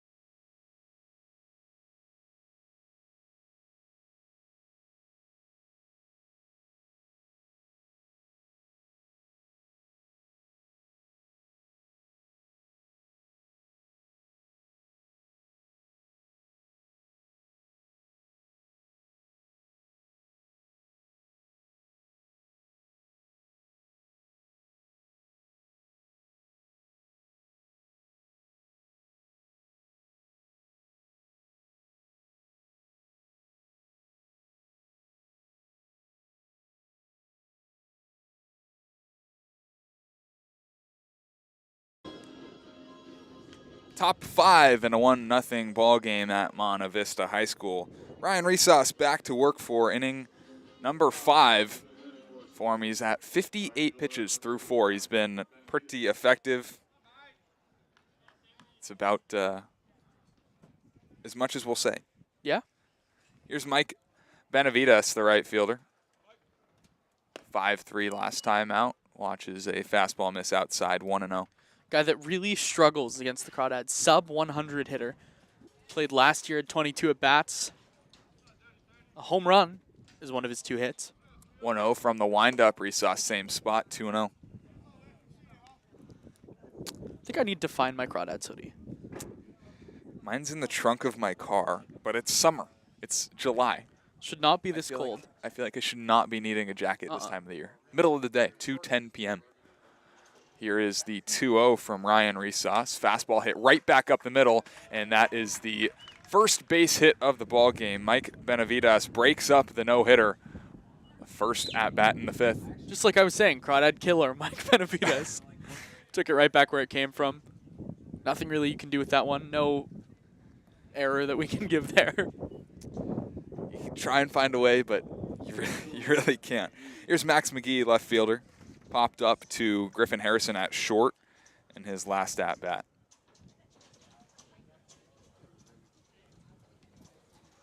Resos set, staring down the runner at first. Now comes to the plate. Fastball at the knees, called a strike, 0-1. Great first pitch fastball there. Just pounded it right to the knees.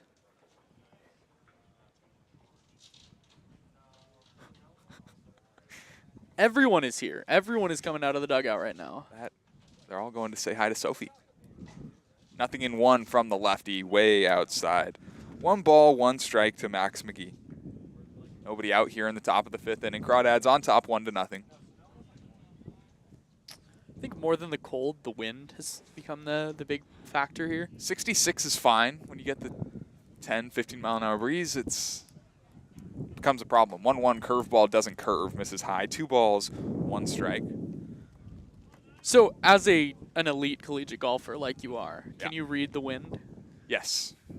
Yes. Not the exact miles per hour, but I have a very good feel for the wind. Hate the wind. Yeah. 2-1. Fastball hit on the ground right side. Ryan Ellis moving to his left. The only play he'll have is to go to first. He does so successfully for out number 1. Moving to second is Mike Benavides. It's a productive at-bat for Max McGee in a one-run ball game. That's pretty much all you can ask for. Moves the tying run into scoring position for Josh Pernetti. One of 2 Pernetti brothers on this team. This one being the first baseman who's 0 for 1. There is some action in the Crawdads bullpen. Looks like Austin Berggren is going to get loose. Love me a good Austin Berggren bump day. Yeah. He's a character. He's something. Lefty on lefty matchup. First pitch fastball outside. 1 ball, no strikes to Josh. Pernetti just 12 at-bats on the year. 1 hit, 1 for 12. It was a double.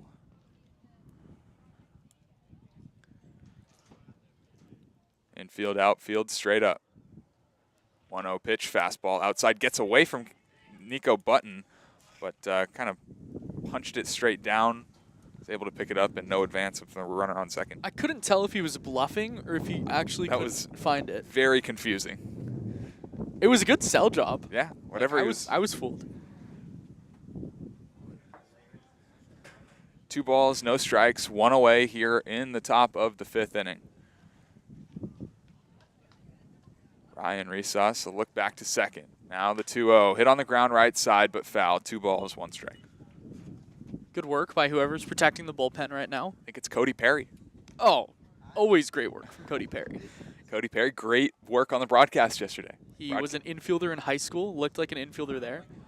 He said he wanted to broadcast when he was younger and then gave up and now wants to play baseball, which I said was kind of backwards. Yeah. Like, we were both the other way. Yeah. I didn't even know I wanted to broadcast till 8 months ago. Here's the 2-1 inside, brushes him off. 3 balls, 1 strike. It's an interesting career choice, I feel like. Broadcasting. Yeah. I don't think it's very popular. No. It's a fun one. 3 balls, 1 strike, 1 away, top of the 5th. Resource delivers. Fastball crushed out into right field, but Tyson Pointer is right there. Doesn't have to move. Makes the catch. No tag. There's 2 away in the 5th.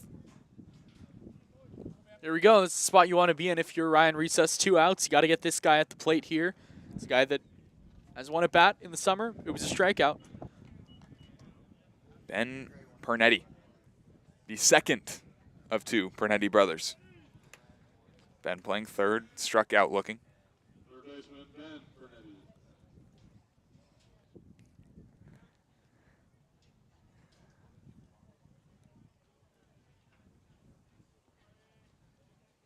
Nothing in 2.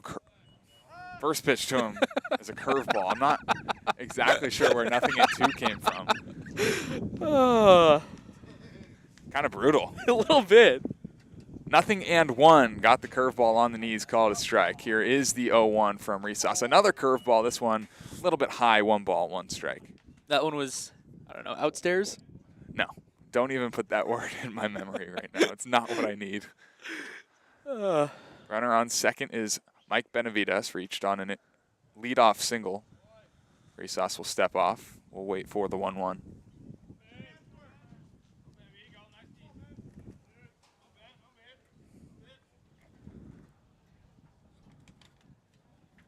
One ball, 1 strike, 2 away, top of the 5th. Change up in the dirt, gets away from Button. Taking off for third is Benavides. He will get there standing, so 90 feet away is the tying run.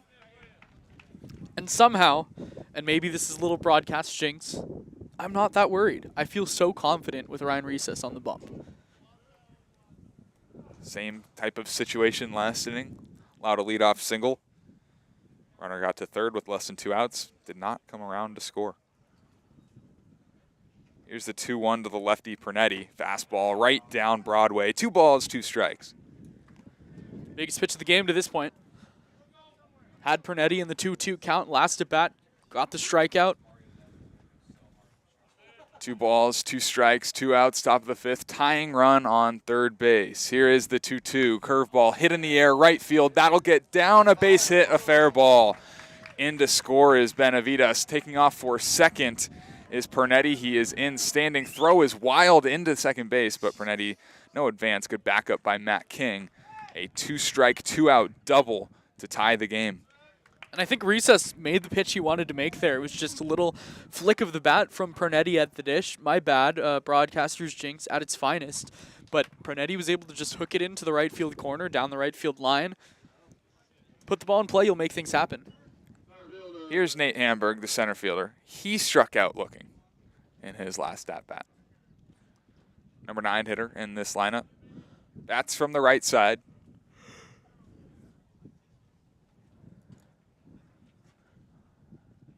First pitch to him, fastball down and out, 1-0. Likely the last inning for Ryan Resus, so he wants to leave with this game tied. Bergeron still throwing out there, but whoever's catching him is not down in a squat. Resus with the 1-0, fastball, catches the corner, called a strike on the outer half, 1-1. Love the spot. Good work by Button. Brought that one back.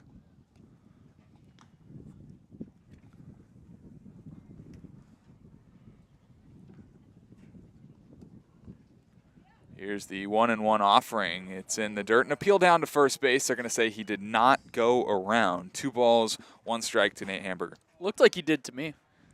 Looked like If he hits it, it's a double. probably.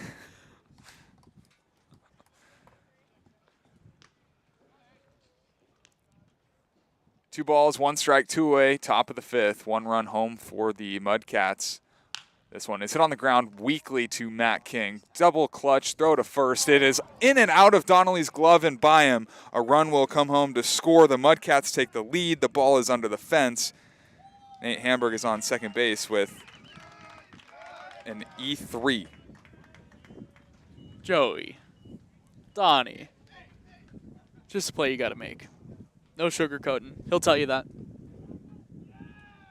Ben Pernetti comes in to score. It's the go-ahead run. Mudcats now lead the Crawdads 2-1 in the 5th.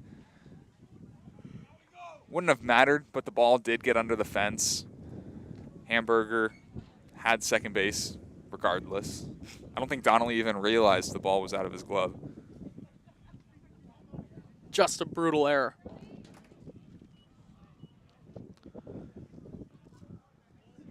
It'll flip the lineup card. Bronson Balholm Catcher, Bronson Allen. reached on an error in the fourth. Flew out to center in the first. It's here with a runner in scoring position.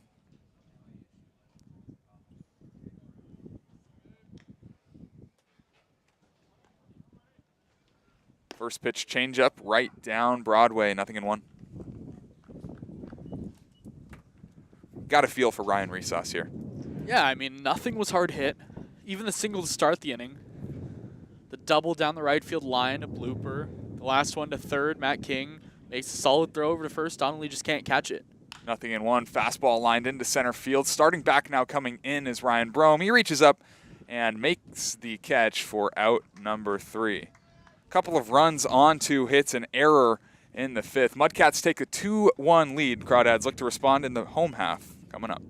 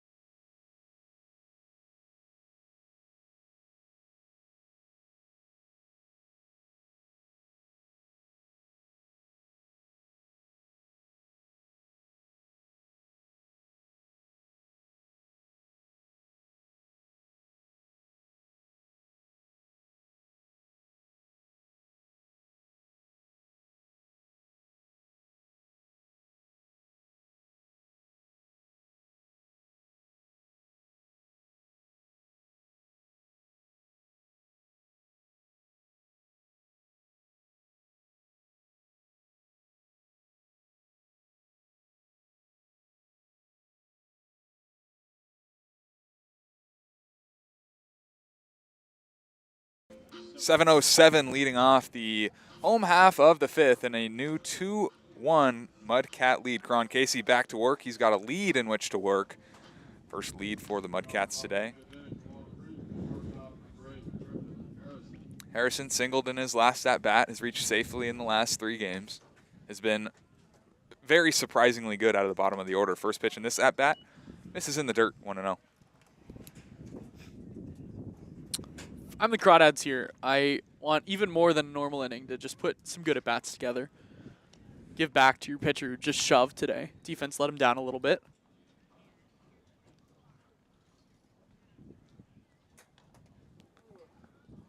One ball, no strikes to Griffin Harrison. Curveball catches the top of the zone, call to strike. 1 ball, 1 strike to Harrison. I think that's a take he'll make 10 times out of 10, though. Not a hitter's pitch. 1-1 from Casey out of the windup. Fastball hit on the ground right side, chopping, but it'll find its way foul. 1-2. Looks like there's some action in the Solano Mudcats bullpen as Brian Arancia is getting loose. It's a good name. Saw him play first base last game. Last time these 2 teams played. Oranchia. True. That's the name. It's a good one. Not in the top 10, though. No, but I think Jasper Dalton Recht might be. That might be number 1. A ball and 2 strikes to Griffin Harrison. Pitch from Casey. Fastball up and out. 2 balls, 2 strikes. Up and out. I did Outstairs. it. No. You know where Karan Casey is from? Same place that Andy Mack is from. Vallejo zone. CC Sabathia, legend of Vallejo, California. Here's the 2-2 from Casey. Harrison takes a curveball a little bit inside to fill the count. 3 balls and 2 strikes. Now, CC Sabathia, the Giants really wanted to take him in the draft, but they didn't think that they would be able to give him enough of a signing bonus to outweigh his scholarship offers to play baseball and football at Cal. Look how that turned out. Yeah. Full count pitch to Harrison. Curveball ran inside and hit him. Wow, they're going to call him, they say he leaned into it. Wow. Home plate umpire says Griffin Harrison leaned into the curveball and calls strike 3. Is that a strikeout? I was just going to say, is that swinging or looking? It's looking. Looking strikeout for Griffin Harrison to open up the 5th. Okay. All right. It's just the 3rd strikeout on the day for Karen Casey. It'll bring up Ryan Ellis. And actually, we'll have to wait as Brant Cummings is going to have a word. I think this is a good time for a look around the CCL. This look around the CCL is brought to you by American Stage Tours. American Stage Tours, small enough to care. Large enough to compete. And, hey, they did a great job the other day. Oh, they always do a great job.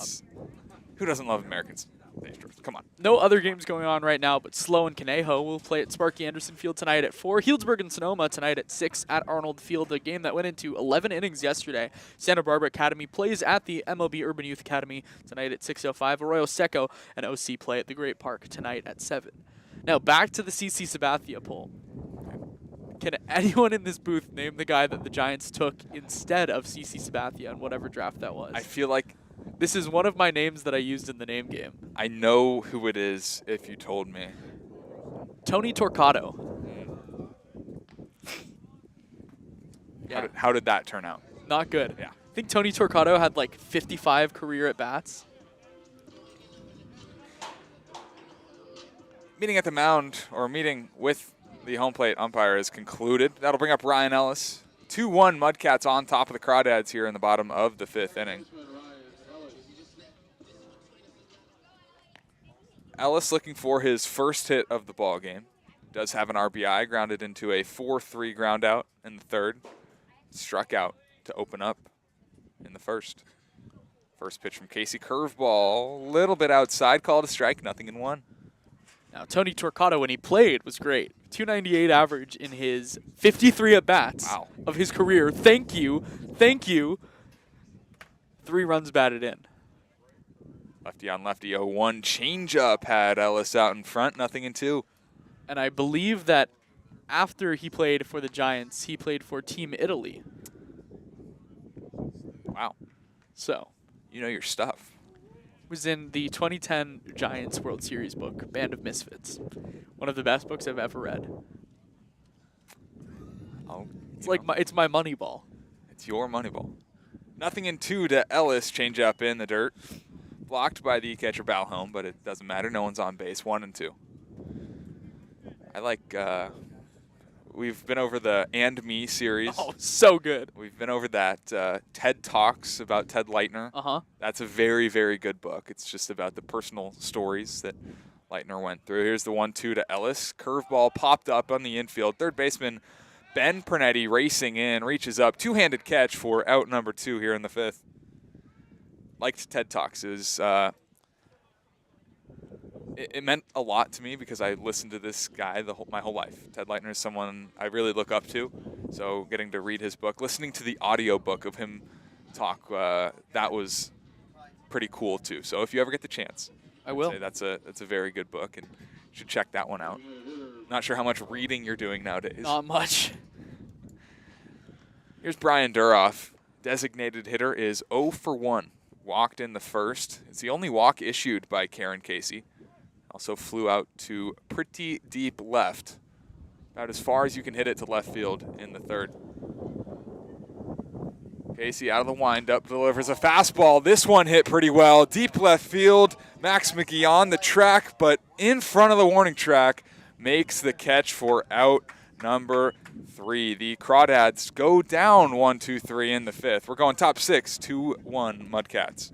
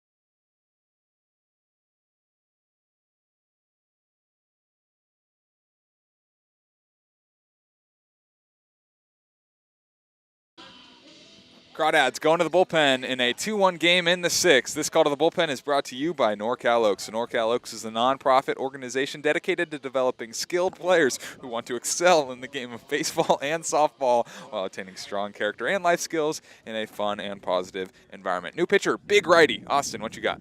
It is Austin. 1-0 Austin Berggren's record of 3.68 ERA, 14 innings.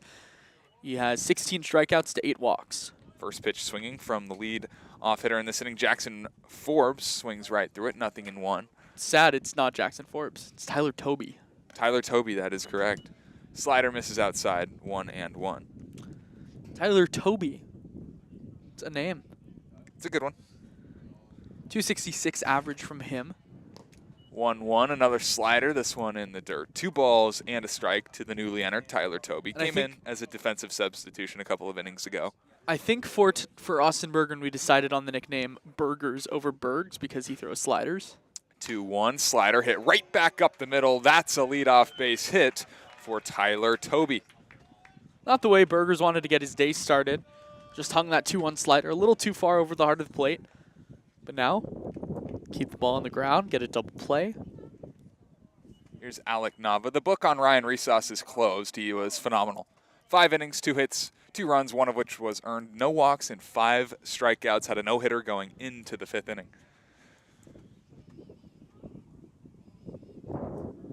Alec Nava 0 for 2. Strikeout and flew out to right. First pitch slider. Catches the corner. Called a strike. 0-1.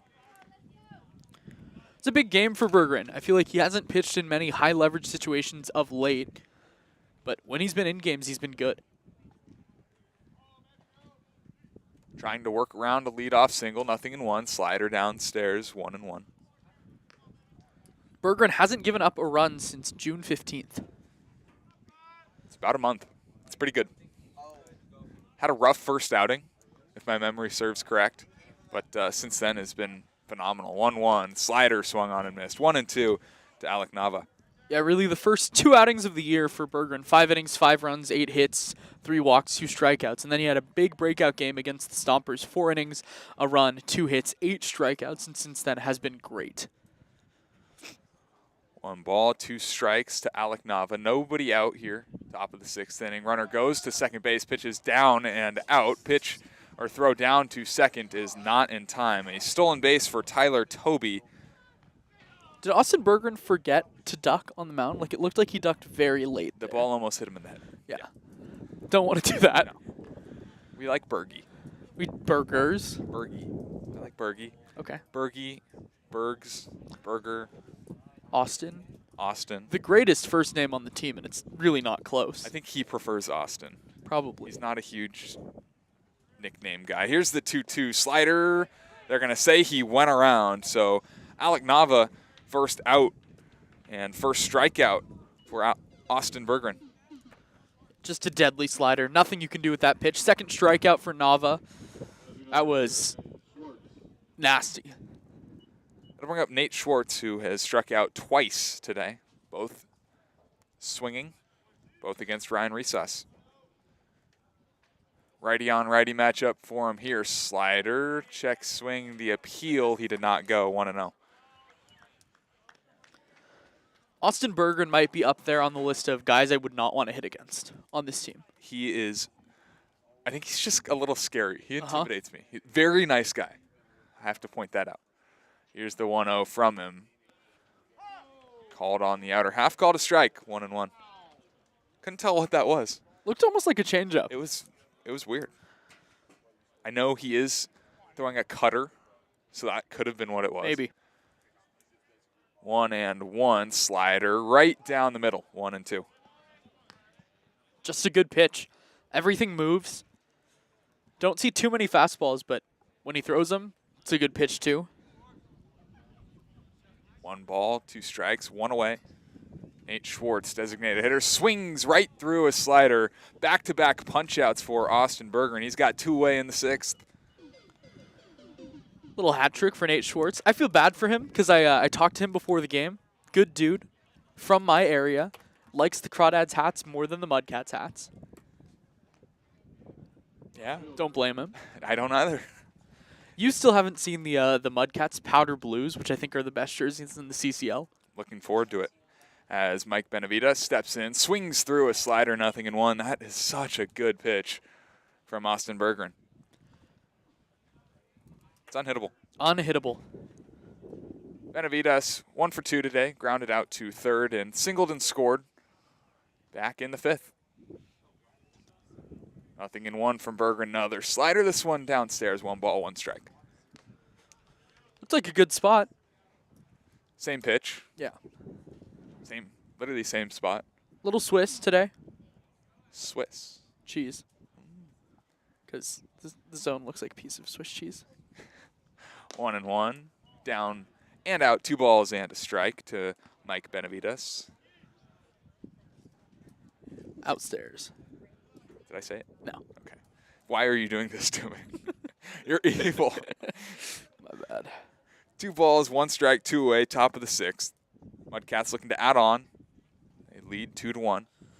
Both teams 3 hits. 2-1 slider outside. 3 balls, 1 strike to Benavides. One thing we learned about Austin Bergeron the other day is he was a Division I football prospect as well. Yeah, he was a quarterback. Offered from Wyoming and Boise State. I don't remember the other. I do know Wyoming. Because I said he could be the next Josh Allen. Could have been. He's got good form. Here's the 3-1. Slider swung on and missed. Very half-hearted swing from Mike Benavides. If you get that swing on a 3-1 slider, you're doing something right. That throwing swords. Yeah. 3 balls, 2 strikes, 2 outs. Runner on second base is Tyler Toby. He reached on an infield single. Bergeron trying to work his way out of it. It is a slider right down the middle. Austin Bergeron strikes out the side after a leadoff single. We're going bottom 6, 2-1. Mudcats lead.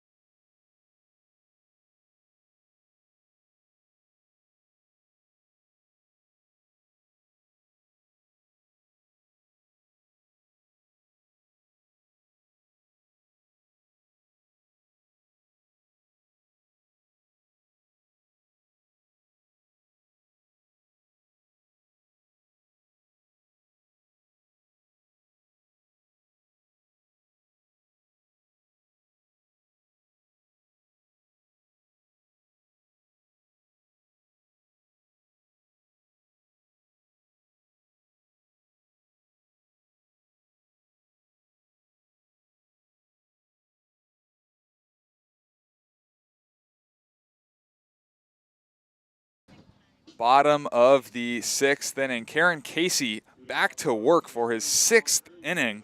He has, well, been fantastic. 1 run to this point. Ryan Brome, Matt King, Joey Donnelly to try and knock him out of this ball game. Crawdads struggle against this kind of weird, like slow, funky lefty brand. First pitch to Brome, tapped foul on the right side, 0-1. You think about it, maybe the best start of the summer against the Crawdads was Merrick Sears. Yeah. Similar, Lefty. funky lefty. Maybe throw a little harder. A little bit. 0-1 to Ryan Brome. Casey from the delivery. Fastball chopped on 3 hops. The first baseman, Josh Pernetti, takes it himself. Steps on first. 1 away in the 6th. Yeah, he probably threw a little harder, did Merrick Sears, but it's hard to tell because I don't know how many fastballs we've seen from Karan Casey. It's a lot of changeups, a lot of curveballs, but he's getting ahead, and I mean, it's all that matters. He's getting outs. Here's Matt King, flew out to, well, very deep left field onto the 1-track. Wind held back a home run and popped up to the second baseman.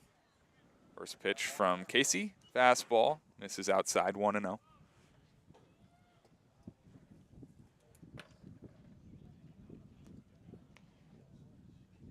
King 3 for his last 26. 1-0 from Casey. Hit right back up the middle, sending Hamburger straight back, turning around onto the track, reaching up and making the catch for out number 2. A wild ride out in center field, but a result-based business. That King just can't catch a break right now. Not at all. 111 in his last 27 at-bats, and he's been hitting the ball hard. Yeah. I mean, 1 ball, I think, would have been a home run had there not been as much wind, and that one straight away center field. Here's Joey Donnelly. First pitch to Donnelly, fastball, a little bit high, 1 ball, no strikes. Donnelly 1 for 2, flew out to center, singled, got to third, did not come around to score. Here's the 1-0 from Karen Casey, curveball, a little bit high, 2-0. Donnie Batch just does his thing. Gets on base, steals bases. He's wearing Coleman Schmidt's number for last summer. Looks like Coleman Schmidt with all the steals, the extra base power. 2-0 from Casey. Slider catches the outer half, called a strike, 2-1. What did Andy just tell me? Did he say stop it? Stop it. Coleman Schmidt was dope. Coleman Schmidt is unbelievable. Struggling badly in the WCL. 2-1 to Donnelly. Curveball just below the knees. 3 balls, 1 strike to Joey Donnelly. Not a bad pitch, but definitely a little low. Fans of the Mudcats wanted it. Here's the 3-1. Fastball swung on and missed. Donnelly went chasing on a fastball high. That'll fill the count. 3 balls, 2 strikes. When you can work that fastball in kind of weird places like that, it works. Tyson Pointer waits on deck. Here's the 3-2. Fastball popped up. Foul. We'll do the 3-2 again. Good protect swing. 2-1 Mudcats lead here in the bottom of the 6th inning. 2-run 5th is all they have gotten to this point. 3-2, one more time. It's fouled back. We'll do it again. So Coleman Schmidt, after a season at St. Mary's where he had a 917 OPS, is currently 12 for 62 in the WCL with 25 strikeouts. Here's the 3-2. Donnelly watches that one miss high. Second walk issued by Karen Casey, and Donnelly is on for the 2nd time today. Just another good at bat. Fouled off some good pitches. I'm such a fan of what he does in the box. That walk right there broke up a stretch of 6 straight Crawdads retired by Karen Casey. We'll bring up Tyson Pointer, who's 0 for 2.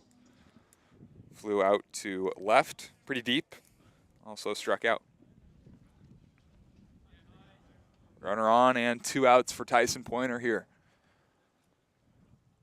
First pitch, curveball swung on, fouled back into the catcher's glove, 0-1.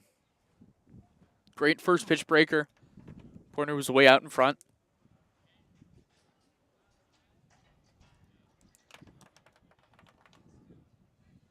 Nothing in one. Casey delivers. Fastball hit pretty high, pretty deep out into right field, but it'll find the softball field. Nothing in two. Love that swing, though, taking it the other way. A lot of opposite field power. A lot of what Andy Mack was saying, let the ball travel, let it get deep. Part of the pep talk he gave to the Pointer yesterday. Andy Mack gives some good pep talks. Elite pep talk guy. Andy Mack is just an elite, An elite guy. human being, yeah. 0-2 to Pointer, fastball. Hit down the right field line, but foul. Will do the 0-2 again. Donnelly on first has a CCL lead, 8 stolen bases on the summer. Still so weird. Wonder where it came from. Cal. What got into him? Cal. No balls, 2 strikes, 2 away, bottom of the 6th inning. Crawdads trail 1. Pitched a Pointer fastball, little bit high. 1 ball, 2 strikes. Phenomenal take from Pointer. That's not a ball he takes 2 or 3 weeks ago. Maybe even 2 or 3 days ago. Gotten into a groove. His at-bats are starting to get a little bit longer today. Has been in a 3-2 count twice. On the season, has only walked 5 times. Here's the 1-2 to Tyson Pointer. Curveball just a little outside. 2 balls, 2 strikes. A good stone-cold take from Tyson Pointer. Tough take, but it's a take he has to make. Nothing really you can do with that pitch. Deuce is wild. 2 balls, 2 strikes, 2 outs. 22 in the right-handed batter's box. Throw over to first base. We'll wait. They're worried. Have to be. Donnie bats. Donnie runs. Good spot to run. Good count to run.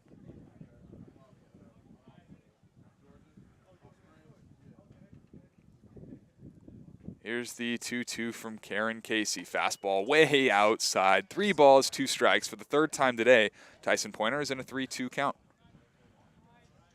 Great at bat. 3 great at bats for him today. From 0-2 to 3-2. With 2 outs, Donnelly will be on the move. Here it is. Payoff pitch. Hit on the ground left side. Third baseman Pernetti fields. Crow hop. Throw to first is low, but dug out at first by his brother. And the Crawdads cannot convert on the 2-out walk. Crawdads trailing 2-1. Austin Oda will take over on the play-by-play when we come back.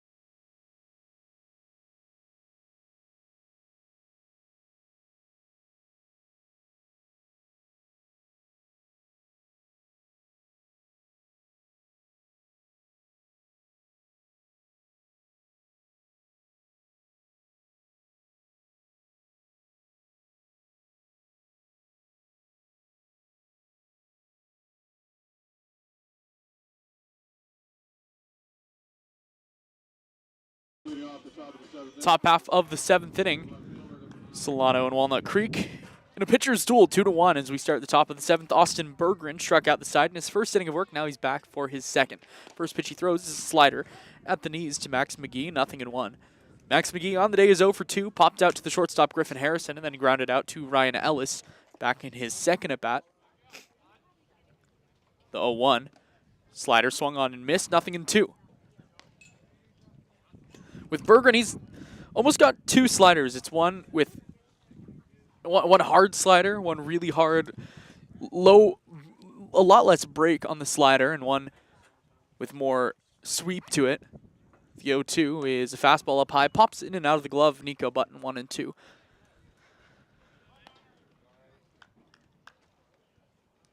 One ball, 2 strikes, no outs. Berggren led off a leadoff single in the 6th, but then struck out the side. The 1-2 is tapped to the left side, foul.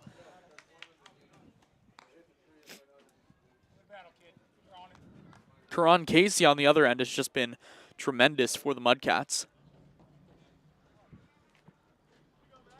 Here it's 1 and 2. Here it comes. Slider a little high, 2 and 2.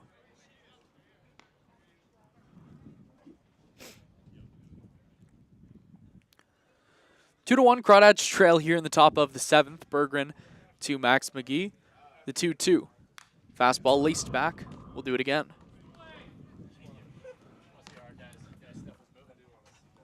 Dylan McShane and Ryan Delaney are up here. 2 balls, 2 strikes. Berggren peers in over the glove. Now comes set with the 2-2. Way outside with the slider, 3 and 2.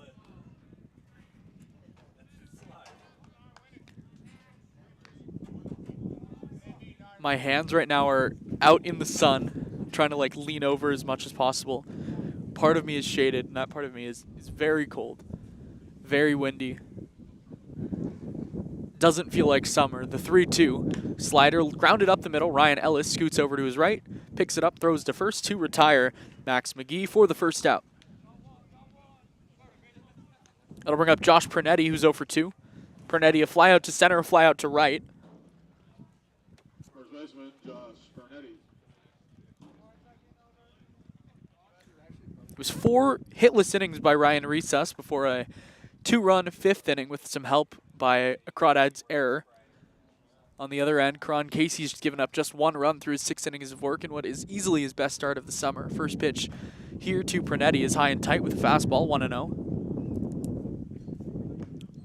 The first of the 2 Pernetti brothers, as Ben hits 8th, Josh hits 7th. Both left-handed hitters. The 1-0. Just off the inside with the slider, 2-0. A pitch that brought Button back to the inside that I think if he had been set up on the inside may have been called a strike. 2-0 is a slider right down the pipe, 2-1. I'm back. Welcome. Thank you. How was it? Needed. Yeah? Yeah. Well, you told me right before you took over on play-by-play that you needed to go, Yeah. so. It was 2-1. Slider low, 3-1. rough 3 innings. Yeah. Been there, done that. Got through it. Timing the potty breaks when broadcasting is one of the hardest things in the world. Especially here. It's very far. 3-1. Down and in, ball 4.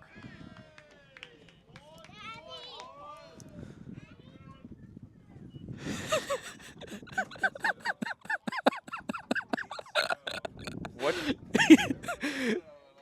What did I just miss?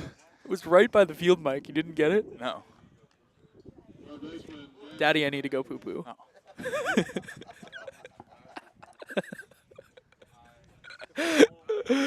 Oh. Here's Ben Pernetti, runner on first, 1 out. First pitch to Pernetti is off the hands, fouled maybe off the knob of the bat, 0-1. Wasn't looking. Will you tell me what Max McGee did? Can you guess? If you get it right, I'll give you like $10. You don't have $10. Ground out to Griffin Harrison. Oh my God, you were really close. Grounded out to Ryan Ellis. Ooh. The 0-1. Swing and a miss over the top of the good slider, 0-2.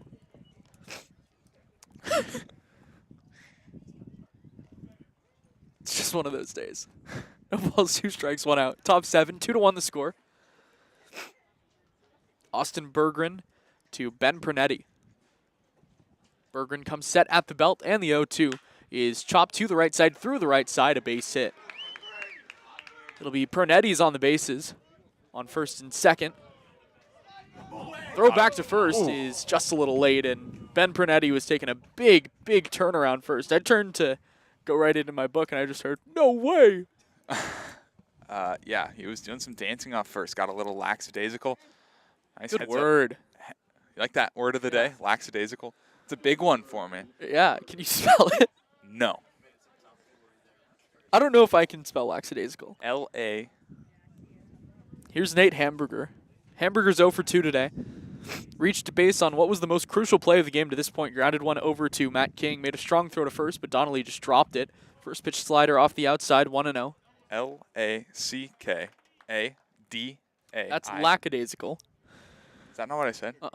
You said, no, you spelled lackadaisical. You missed an S or a, you said Oh. L-A-C-K-A. Yeah. The 1-0. Off the outside, gets just past button, but he keeps it close enough to where the Pernettis can't move up. L-A-C-K-S-A That's what I would. D-A-I-S-A-C-A-L?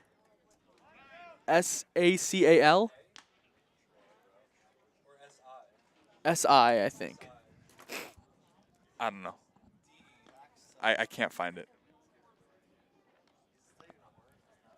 Mound visit as Brant Cummings is going to head to the bump.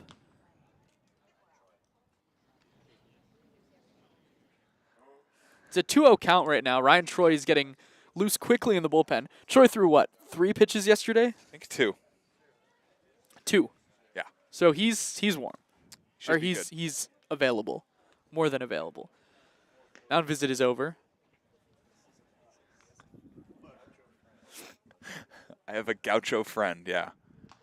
I have 2 gaucho friends. Technically, Jackson Flora. The funniest part But- is you're not a gaucho. I'm not a gaucho. I'm not. But Andy Mack is a gaucho. I did, I You was play on one on TV. I was on some literally. of the biggest, gaucho calls of the year, so I'm pretty much a gaucho. True. 2-0. Popped up, back of the plate. Coming back is Nico Button. Looks like he will have room, and he does, to make a nice catch up by the fence. Toughest play in baseball. That right there. That ball is in playable territory for not a long time. Button does a very good job finding the fence, working back to the outfield to make the catch. Really, really nice catch there by Nico Button. So your one Vaquero friend is now no longer a Vaquero. Correct. It's okay. Here's Bronson Balholm. Is 0 for 3 today officially. I was supposed to have another Vaquero friend on this team, but his coach sent him elsewhere. Where was he sent? I think slow. Oh, Blues. boo. Balholm 0 for 3. First pitch to him here is fouled straight back. Nothing in one. I have a Duck friend. You do. He's in the booth. Didn't get to call any of his games this year. Unfortunate. Unfortunate. Got to go to a handful. The best game I've ever seen live. Dylan McShane pitched. Don't have to talk about how he pitched that day. That's okay. He won. It's down low, 1-1. He threw, he did not pitch. Yeah. Yeah, the game was won, so And that's all that it matters. couldn't have been that bad. Well. Yeah. A ball and a strike to Balholm. Here's Bergren's 1-1. It's line to the left side, foul. I'm a big butterfly effects guy, and I think if Dylan McShane doesn't pitch in that game, the Ducks don't come back. Yeah. So. Yeah. And then who knows? Does he even come here? Maybe not. Right? Maybe not. Do we even play a season this year? A ball and 2 strikes, 2 outs here in the top half of the 7th. 2 runners on, both Pernettis. A walk and a single in the inning. Bergren's 1-2. Slider below the knees, 2-2. It is summer ball, but it's still pretty cool to see 2 brothers on the same team, on the bases at the same time. Yeah. It's cool. Yeah. Special moment. 2 balls, 2 strikes, 2 outs. Berggren 3 strikeouts today. All came in his first inning of work, looking for a big one here. The 2-2. Tapped, back to the right. You know what I bet we'll never see in summer ball? What? One of the like Ken Griffey Jr. and Sr. hitting back-to-back home runs. That would be crazy. Father-son Imagine a duo in father-son. college summer ball. Back-to-back home runs in the CCL would be Oh, probably one of the greatest achievements in sports ever, history. yeah. 2 balls, 2 strikes, 2 outs. Bergeron comes set, brings it to the belt. Now the 2-2. Got him with the slider. Huge slider, huge strikeout, huge spot. Strands 2 runners on, and we'll head to the bottom of the 7th. After we stretch, it's a 2-1 ball game.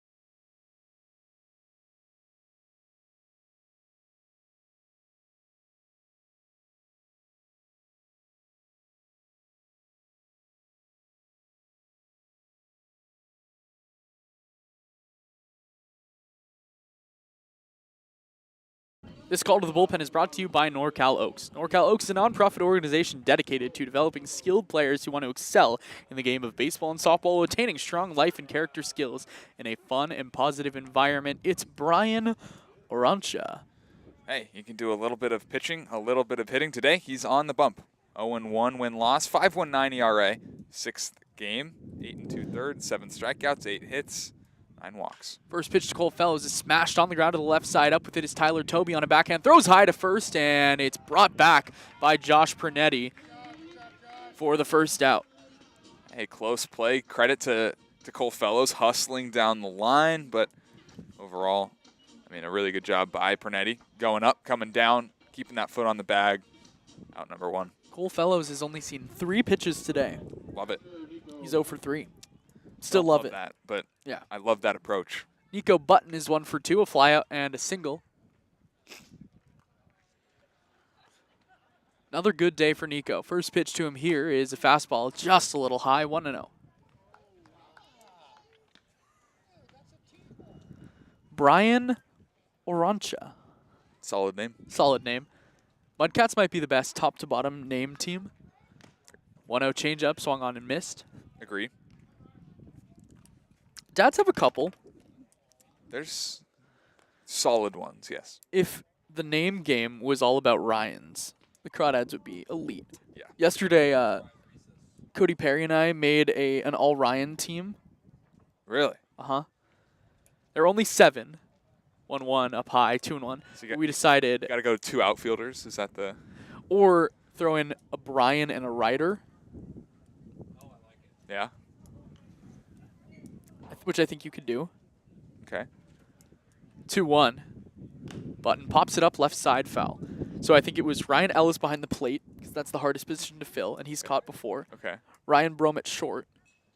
Okay. Ryan Spolero on the mound. Yeah. Ryan Troy, who played third in high school, he'll be at third. Okay, I like that. I think it was Ryan Featherston. We counted him on the team. He was at first because he played first in high school. Okay, Ryan Recess would be in the outfield. I like that. 2-2 to Button is just off the outside, a little low, 3-2. What other Ryans am I missing? Ryan Delaney is in the outfield as well. Ryan Lovato, not a player. And then we would have Brian Duroff as one of the other outfielders and Ryder Helfrich as one of the outfielders. That's 4 outfielders. Oh, then move someone to the infield, someone to second. Okay. 3-2. Grounded to the left side on a backhand. Up with it is Ben Pernetti. Long throw over to first is way offline. Gets past the Crawdads dugout. Moving over to second is Button as Pernetti digs it up in the right field corner. It's an error for Josh Pernetti. Ben Pernetti, excuse me.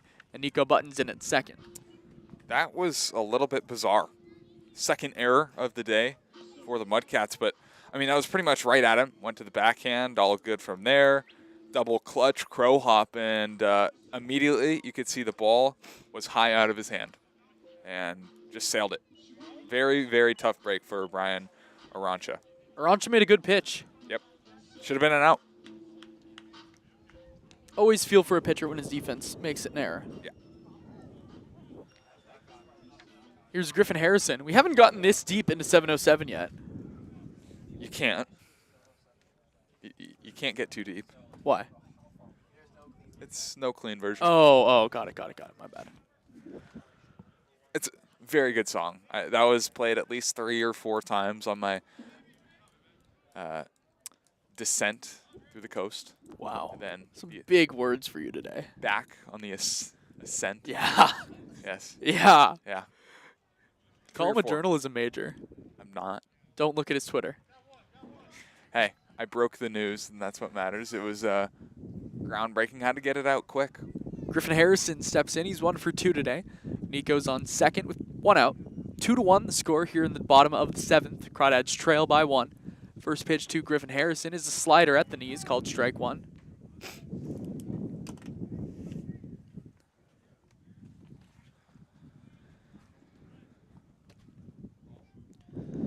Ryan Ellis is on deck.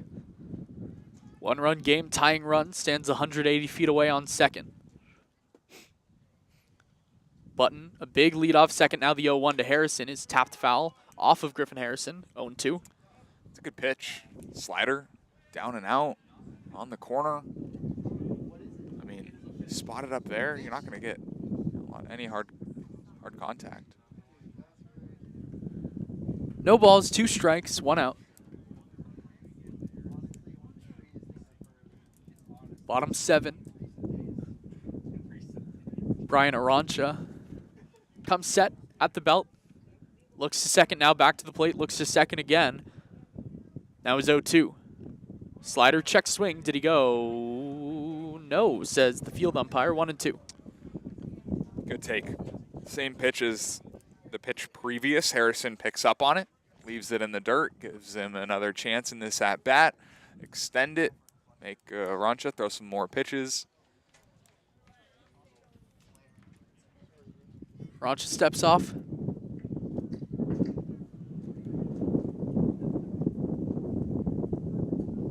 A ball and 2 strikes to Harrison.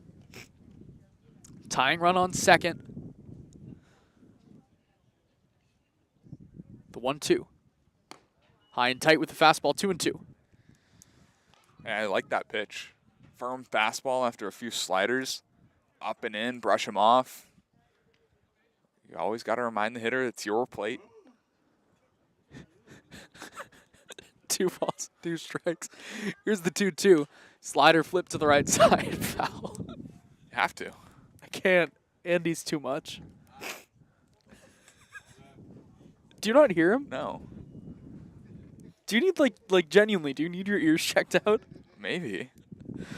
Because you didn't hear the kid saying he needed a poopy. No, I didn't. 2-2. Long look to second. Now the pitch. Slider right down the middle, called strike 3. Back-to-back looking strikeouts for Griffin Harrison. 2 down here in the 7th. I also, though, I do have this turned down a lot more than you do. True. Very So, true.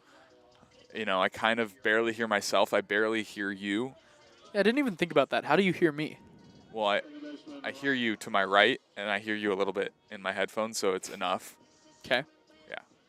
Here's Ryan Ellis looking for his first hit of the day, which, again, we usually don't say this late in a ball game. He's 0 for 3. Has an RBI on the day. Has a strikeout and a pop-out. Arancha takes a long time to get ready.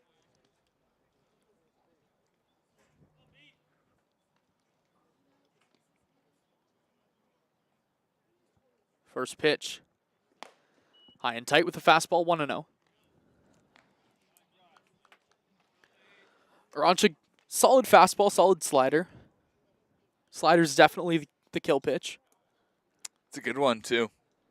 It's breaking a good amount. Looks to second now, the 1-0. Up and away with the fastball, 2-0. Has a lot of command with that slider. More than with the fastball. Yes. And Bronson Balham's going to go talk to his pitcher. I never understood that. I never understood how someone could have more command of an off speed than with a fastball. it's just your feel, like whatever you feel. And sometimes it just comes out of the hand better as a slider. And it's different for everyone. Some guys change up primary, and their changeup's their pitcher. Changeup is a hard pitch to throw, but a lot of guys, you play catch with it, you understand it, you like it out of the hand, and that's just your pitch. It just varies from pitcher to pitcher. 2 balls, no strikes, 2 outs here in the bottom of the 7th. A 1-run game. Maybe the Crawdads' best pure hitter at the dish. The 2-0. Ellis takes just below the knees off the outside, 3-0. Good take there. 2-0, you're looking for a pitch preferably up, something that you can drive. That one there, down and out. Leave it there. Gets called a strike, so what? It doesn't. Now you're in the real go zone. 3-0. Ellis takes on the inside with the fastball, 3-1. Was taking all the way. Yep. And now he gets a swing. That's dangerous. Yeah, watch out.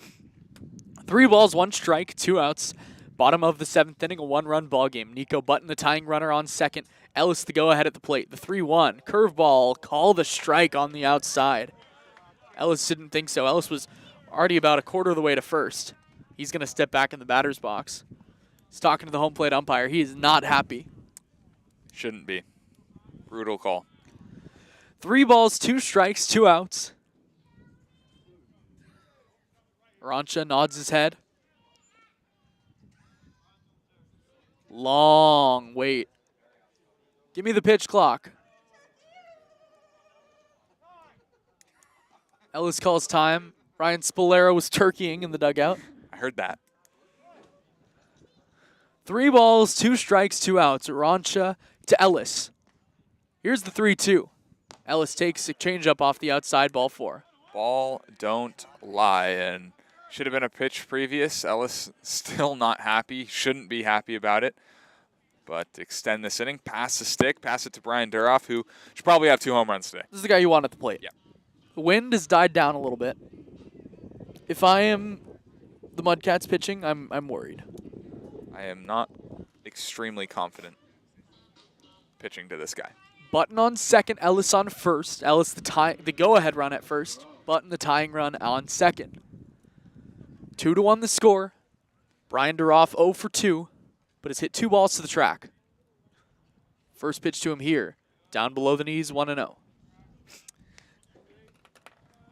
First pitch ball in this situation opens up a lot for Duroff. See if he can get something in the zone. Hang a slider. The 1-0.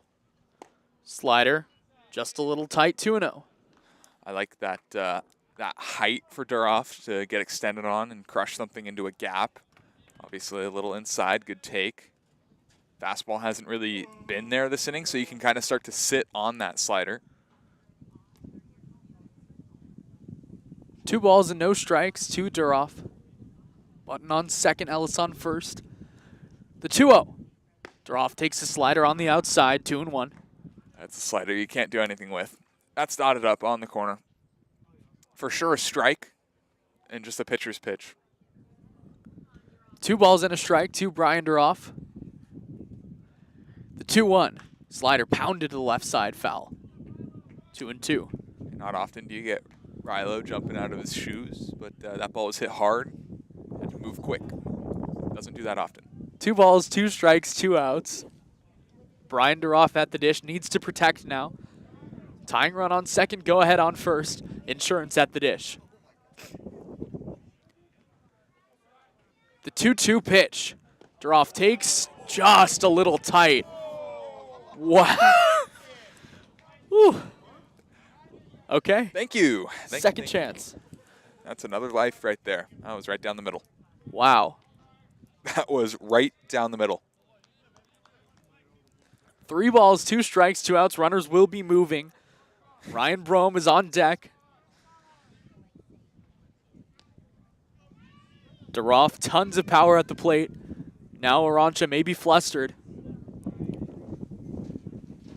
The runners will go on the full count pitch. It is up and out, ball 4. Wow. The Mudcats are not happy. That's a That was a tough ball. at-bat. It was a ball. It was a ball. 3. But- The 2-2 was a strike. It's a tough at bat for Brian Arancha.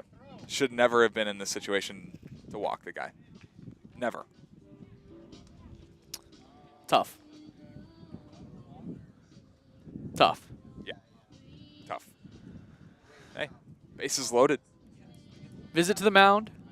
Party time. Big time party time. Should we take a look around the CCL for all the other games that aren't going on? Yeah, sure. Let's look around the CCL is brought to you by NorCal Oaks. NorCal Oaks, No. no. American Stage Tours. American Stage Tours, small enough to care, large enough to compete. Slow Blues Conejo Oaks play tonight in about 45 minutes at Sparky Anderson Field in Conejo. Healdsburg and Sonoma play in Sonoma. The Crawdads going to get some help from their friends up in Sonoma. Santa Barbara Academy play at the MLB Urban Youth Academy at 6:05. Arroyo Seco and OC play at 7.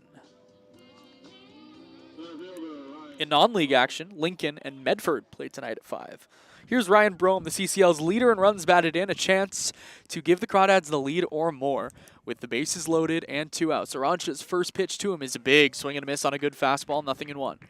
Like that in 10. Don't let this get to 2 strikes. The zone has been inconsistent. You don't want the umpire to take the bat out of your hand. Get on that first one. Good swing. No balls, 1 strike, 2 outs. The 0-1. Brome swings through a fastball again, 0-2. Well, now it's time to protect. Nothing in 2. Slow it down. This at-bat has gotten quick on Brome. You saw him take a little step out, deep breath, reset, battle, pass a stick, find a way. No balls, 2 strikes, 2 outs. Bases are loaded, a 1-run game here in the bottom of the 7th. The 0-2. Brome takes just outside, 1-2. Stone cold take. I mean, it's for sure a ball, but not today. We don't really know what the zone is. Swiss cheese zone, pulsing zone. 1 ball, 2 strikes, 2 outs. Button, Ellis, Duroff, your runners third to first. The 1-2 to Brome. Staying alive, smashes it down the left field line. A late protect swing. Very, very protect swing, and that's what good hitters can do. They read fastball, then it ends up being a slider. Flip the barrel, get a piece, see another pitch. Very, very good 2-strike swing right there. 1 ball, 2 strikes, 2 outs. The CCL's leader in RBI at the dish with the tying run on third, the go-ahead run on second. Arancha, a long look in. Now agrees with his catcher ball home. The 1-2 to Brome. Slider on the outside, called strike 3. Brome can't believe it. The Crawdads strand the bases loaded on a terrible call at the plate. Arancha strikes out a pair, an error, and 2 walks. The Crawdads leave the bases loaded. We'll head top 8 here on the Crawdads streaming network.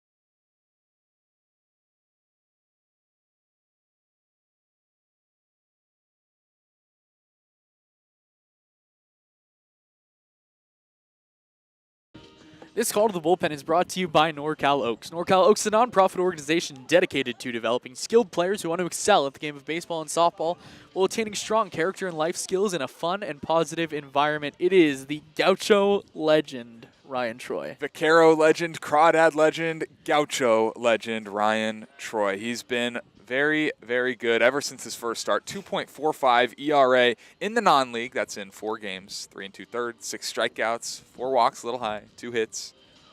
Overall, 0-1, 9.35, 8 2/3, 9 strikeouts, 9 walks. Albeit, he's electric. He's here to get a hold. Not a hold. Not a They're hold, down. but he's here to hold it down. First pitch, Tyler Toby is a fastball on the outside, 0-1. Toby came in the 6th, singled in his first at bat. Final line on Austin Berger in 2 innings, 2 hits, a walk, 4 strikeouts. He was electric. 0-1 slider on the inside, 0-2. Good start. When Troy gets ahead, it's dangerous. It is. The 0-2 slider. Oh my goodness. That was okay. Okay. Pretty good pitch. Okay. I love baseball. The 1-2. Fastball tapped to shortstop. Griffin Harrison gets a high hop, double clutch, throw to first, and it's not dug out by Donnelly. Tough play for Donnelly. Short hop. Good stretch. Tried to scoop it out of the dirt. And that is an E6. Unfortunate error. Griff's got to make a stronger throw, but play that probably should have been made at first by Donnelly. That'll bring up Alec Nava, second baseman. Today 0 for 3, a pair of strikeouts, a flyout. Runner on first now. First pitch to Nava is a slider on the outside. Good spot, 0-1.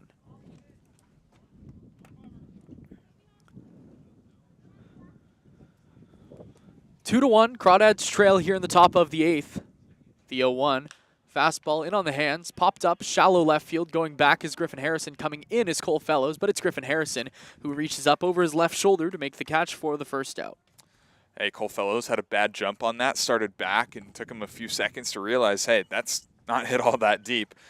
Came straight in. Harrison, good job going out. That's a tough play for a shortstop to make. He did. Should be 2 outs. It is 1. Here's Nate Schwartz, 0 for 3, 3 strikeouts.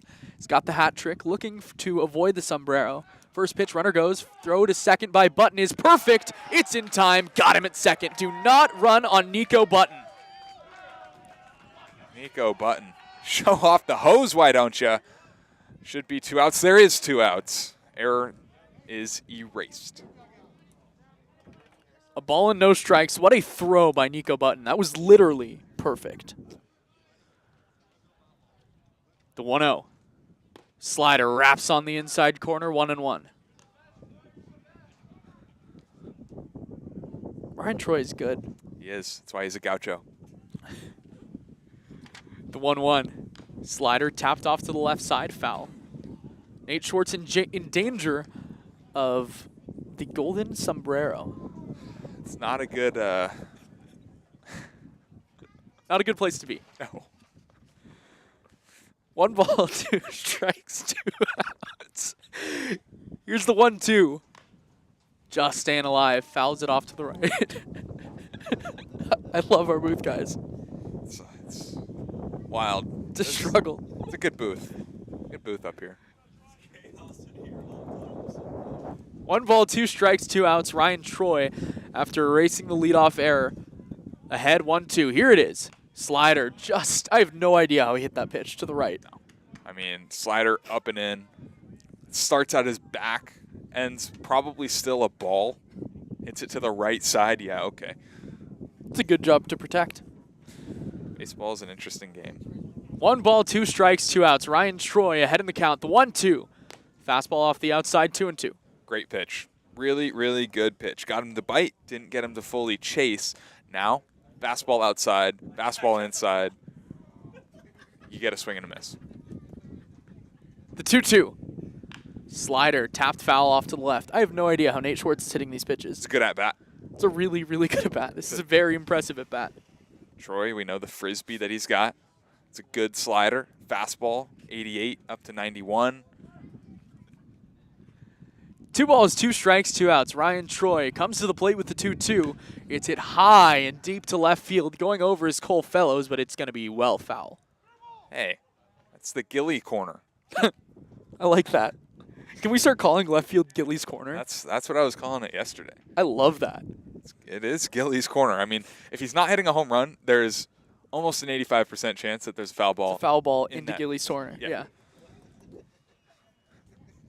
Troy and Schwartz in a battle. The 2-2. Slider grounded up the middle. Griffin Harrison to his left, goes to a knee to get it. This time we will throw a strong strike to first and retire the side. A great inning for the UC Santa Barbara legend. Will at bottom 8, 2-1 the score.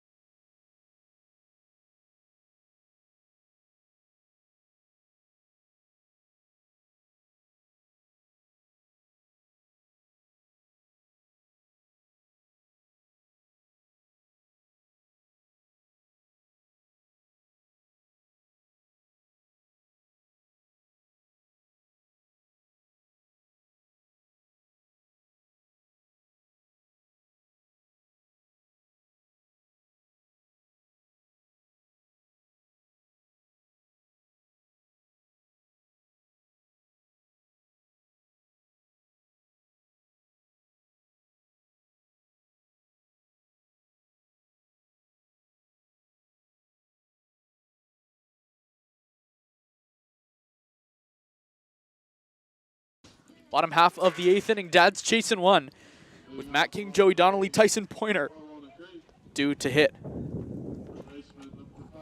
King is 0 for 3 today. It's been an unfortunate 0 for 3. A couple balls hit hard and then a pop-up. Just nothing's fallen for him. It's just baseball. That is just baseball. I don't think that there's... I mean, I think this is one of the best spots in the lineup to have up, though. First pitch to him. Slider falls off the outside, 1-0. No, the at-bat Donnelly's going to give you. Tyson Pointer is starting to pick it up. 0 for 3 today, but no, he's been a lot better. The 1-0. King grounds this one past third, foul. 1-1. It's chilly. Yeah. You know, I've never had chili, Really? like the food. I'm not a huge fan. But Also I've never had it. been to Chili's. I have. It's Chili's. Don't, You don't frequent. don't expect much when you go. 1-1. Fastball fly to the right side, foul.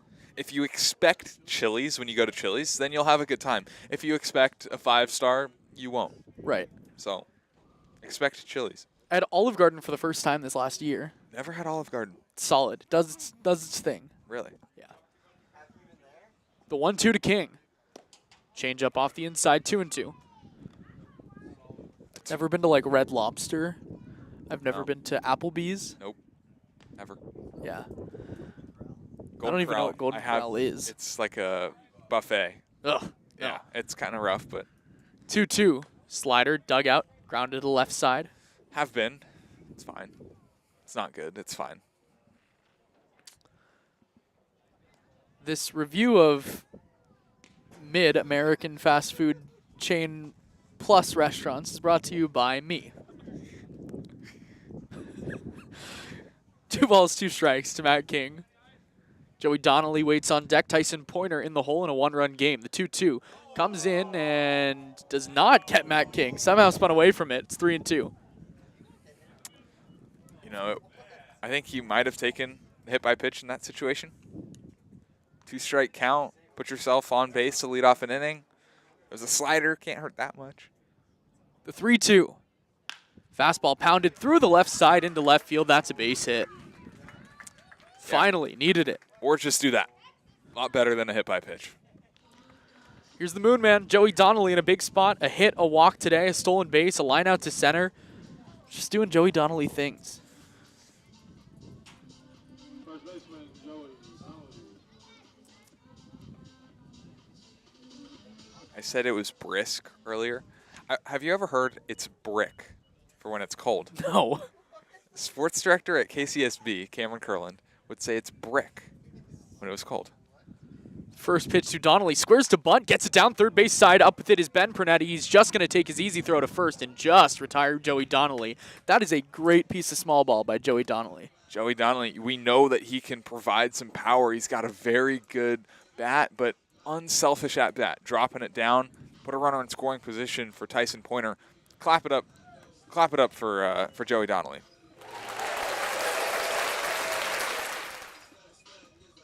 I'm never going to stop using these buttons now that we found them. That was crazy. Here's Tyson Pointer, 0 for 3 today, a strikeout, a flyout, a groundout. 3 solid at bats, though. Has seen a 3-ball count in all of them. Runner on second is Matt King. Good speed on the bases.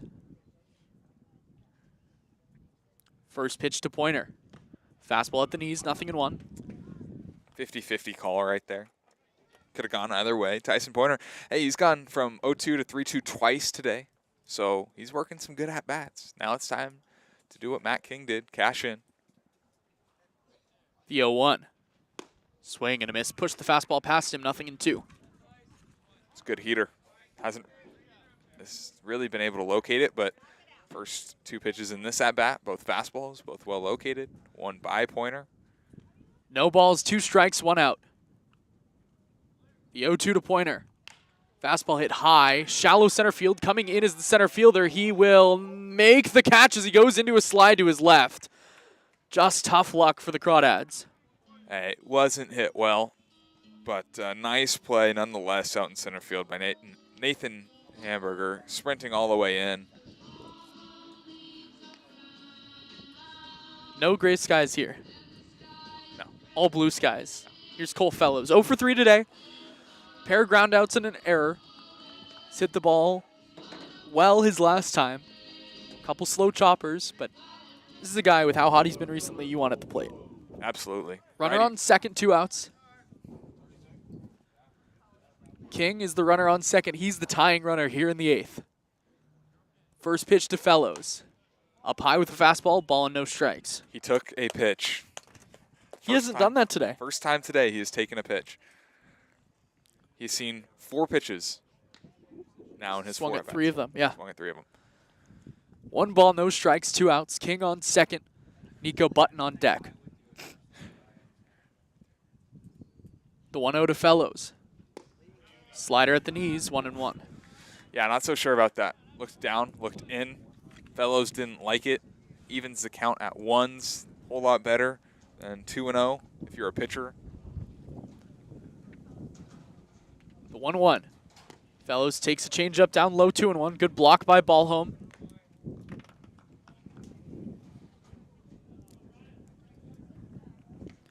Two balls and a strike. Tying run on second. It's a 2-1 ball game here in the bottom of the 8th. Crawdads and Cats, the second time they've played this summer.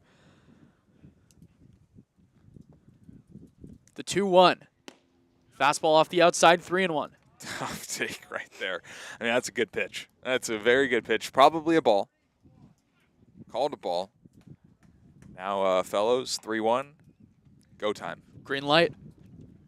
King's the runner on second. Good speed over there. The 3-1 to the plate. Outside with the curveball, ball 4. Not even close. Doesn't really kill you if you're the Mudcats. Not at all. I mean, now you have the force out anywhere but the plate, of course, and I don't know. I mean, maybe an unintentional walk. Yeah, I don't hate a walk there. No. Nico's been swinging a good bat, but you'd still rather face Nico Button than Cole Fellows. Agreed. But he can make you pay. Yes, he can. Runners on first and second, 2 down. 2-1 the score. Crawdads trail by 1. First pitch to Button is in tight with a fastball 1-0. Hey, wear that thing. Don't get out of the way. Wear it. Harrison's swinging a hot bat. A ball and no strikes to Nico Button. 2 outs here in the 8th. Arancha looks to second now, back to the plate to second again, and the 1-0 is pounded to right field, but well foul over into the softball field. Cleaned it out. In, down and in, dropped the barrel. Great swing from Button. Just foul. And more than just foul. It was very foul. A ball and a strike to Button. The left fielder, Max McGee, is very shallow and left. The 1-1. Button takes up high with the fastball 2-1. Good take. Good take, and it's a pitch that we've seen go both ways today. 2 balls, 1 strike, 2 outs, 2-1 the score. Bottom of the 8th. Arancha looks to second. Now the 2-1. Button takes a curveball at the knees, 2-2. No argument from Button. I thought it was low. Deuces are wild. 2 balls, 2 strikes, 2 outs to Nico Button. A 1-for-3 day for him. In a big spot. The 2-2.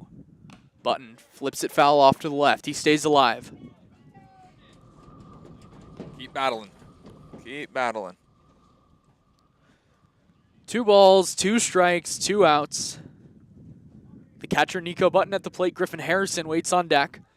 2-1 the score. Arancha sets at the belt, looks to second.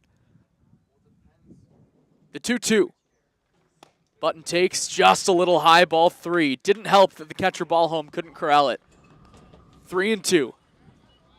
Runners will be on the move. You put a ball in play, get one through the infield. A run will score. Not a whole lot has to happen here. 3 balls, 2 strikes, 2 outs, the biggest pitch of the game. King will be off from second, as will Fellows from first. Arancha's 3-2. Curveball down low, ball 4. What an at-bat by Nico Button. Back-to-back walks now to load the bases for one of the hottest hitters on this Crawdad team. It's going to be a mound visit. It looks like this might be the end of the day for Brian Arancha. The infield's going to come in. There was a little signal to the bullpen, and that will end the day for Brian Arancha. New pitcher when we come back. Bases loaded, 2 outs, a 2-1 ball game here on the Crawdads streaming network.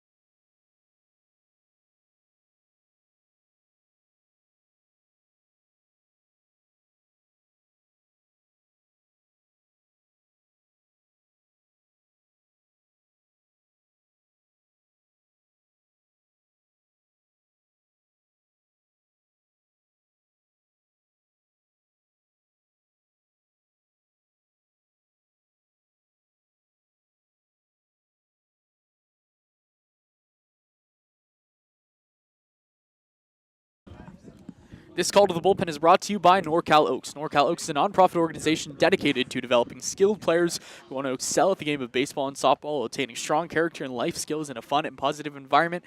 It's Brendan Morris. Brendan Morris, 6'5" sophomore, 235 pounds, 0-3 win-loss this year, 11.07 ERA. First appearance out of the bullpen. He's thrown 13 innings, 14 strikeouts, 8 walks, 28 hits. 0-1 in his career against the Crawdads, a 16.2 ERA, facing Griffin Harrison, who's 1 for 3. Bases are loaded, 2 down. The first pitch, Harrison flips it to right field. Going back into his left is the right fielder, Benavides. He will lay out and make the catch as he falls towards the right field line. The play that saves the game for the Solano Mudcats and ends the 8th inning. Crawdads strand the bases loaded. We'll come back. The top of the 9th inning, it's a 2-1 ball game.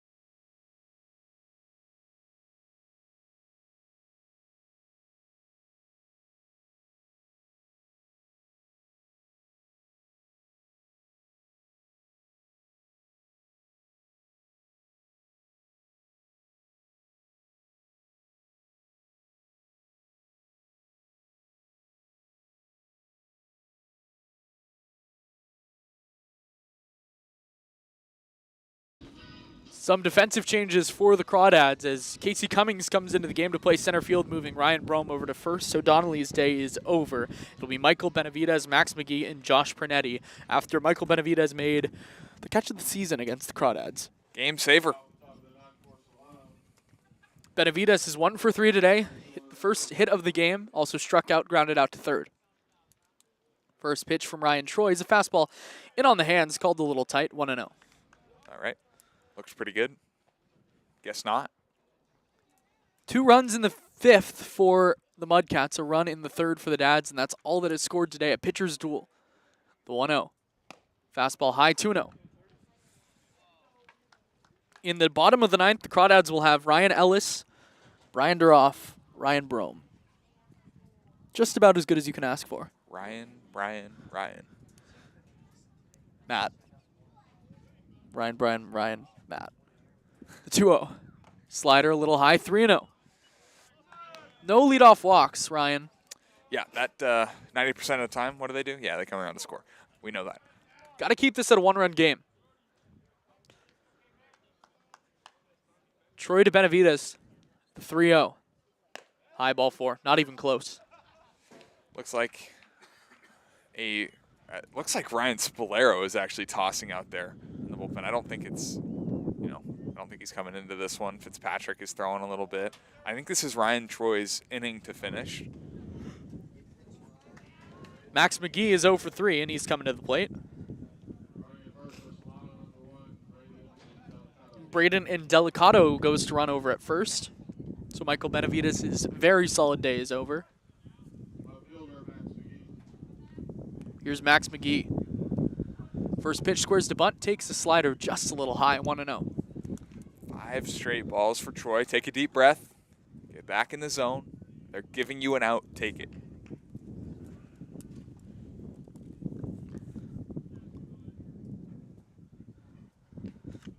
The 1-0 squares to bunt, takes up high, 2-0. Just got to throw a strike. Yeah, that's all you got to do. And it's one adjustment. The fastball's been up. The slider's been in. Release point's a little off for Troy in this inning.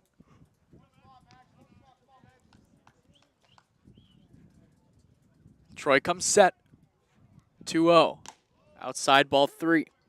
Could be a little, uncharted waters for him. How many innings or how many times has he gone to work for multiple innings? He's done it just twice this season. No days rest. 3-0. On the outside, call the strike. Maybe a little gimme by the home plate umpire. You'll take it. Thank you. Needed it. Confidence builds one strike, builds a lot. Relieving. Now you can get back into the zone. The 3-1. Squaring to bunt takes. Wow. What? Are you kidding me? What? That's actually terrible. What? That's terrible. That was a better pitch than the one That is before. actually terrible. My goodness. Wow. I hate to rag on umpires. That was terrible. Good job by Nico Button going out to the mound. Andy, who's the home plate umpire? Oh, Paul. Good call, Paul. He's done such a good job this summer. That was bad. Bad call, Paul. It's a tough job. Yes. That's right down the middle, man. Wow. Okay. Hey, runners on first and second, no outs for Josh Pernetti. Corners are going to come in expecting a bunt. First pitch to Pernetti is up and away, 1-0.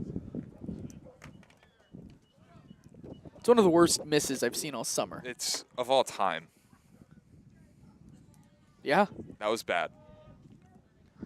the 1-0. High ball 2. Troy just can't find a strike. And it's not even like, oh, it's a pitch that probably should have been called a No, strike. that was if right he was there. around the zone. No, that's right down the middle. 2 balls and no strikes. 2-0. Good pitch. At the knees, called the strike. It looks like Sean Fitzpatrick is starting to throw a little in the Crawdads bullpen. Yeah, it looks like he's got some intent there. As he throws one past the backstop. 2 balls and a strike to Josh Pernetti.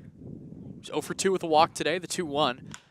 Swung on, hit high and deep to right field, but in the park for Tyson Pointer, who's going to make the catch. Tagging from second is Indelicato, but he's going to just bluff as Pointer fires a strike and a half to third base, though it probably would have been called a ball by Paul Remedios.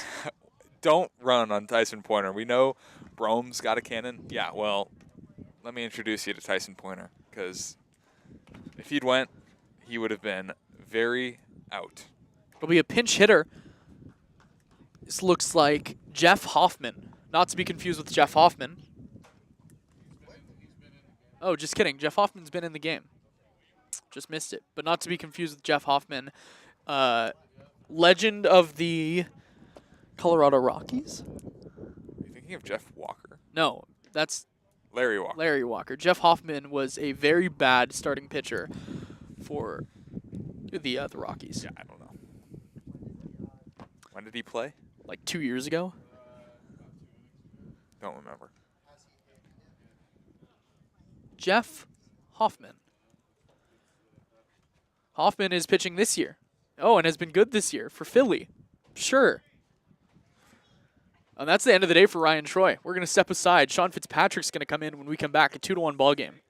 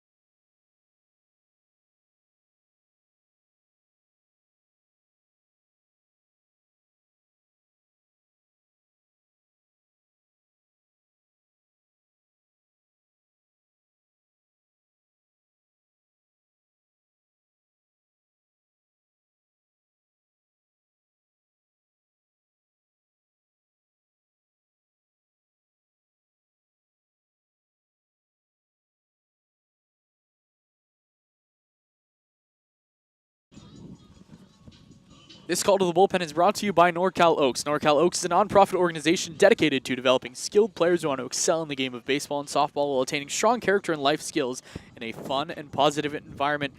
Carson, tell me all about Mr. Fitzmagic. Well, Ryan Fitzpatrick. Nope, Sean Fitzpatrick. Sean Fitzpatrick. Ryan Fitzpatrick. Quarterback. Is quarterback. That's crazy. Sean Fitzpatrick last threw 2 days ago, 1 day rest, 2 2/3. Gave up 3 hits, 2 runs. Looking for his pitch count. He threw 57 pitches. He's going back out, 1 day rest. He's been good on the summer, 2-0, 2.51. This is his 8th appearance. First pitch to Jeff Hoffman is fly to the right side, foul. I would have loved one pitch double play ball. Would have been good. I think you got to be kind of careful with Fitzpatrick here. Coming off 1 day rest. I mean, he pretty much had a start worth of pitches. 60 pitches, that's a lot. This Jeff Hoffman is 4 for 9 with a home run this summer, so a big, dangerous bat. 0-1 is popped up back of the infield. Going over is Ryan Brome, but it's the second baseman, Ryan Ellis, to make the squeeze for the second out. Sigh of relief right there. Infield fly, so it didn't really matter if it got down or not, but now there's 2 outs. Nate Hamburger, bottom of the lineup. Get this guy, go score, go walk it off. Another pinch hitter. This is Jake Tandy. Good name. Yeah. Jake Tandy out of the University of Pacific. Good hitter. Hitting .277 this summer, 3 runs batted in. But not an easy at bat against Fitzy. Nate Hamburger's day is done, an 0 for 3 for him. First pitch to Tandy from Fitzy. Look to second. Now the first pitch is off the outside and low with a changeup, a ball and no strikes.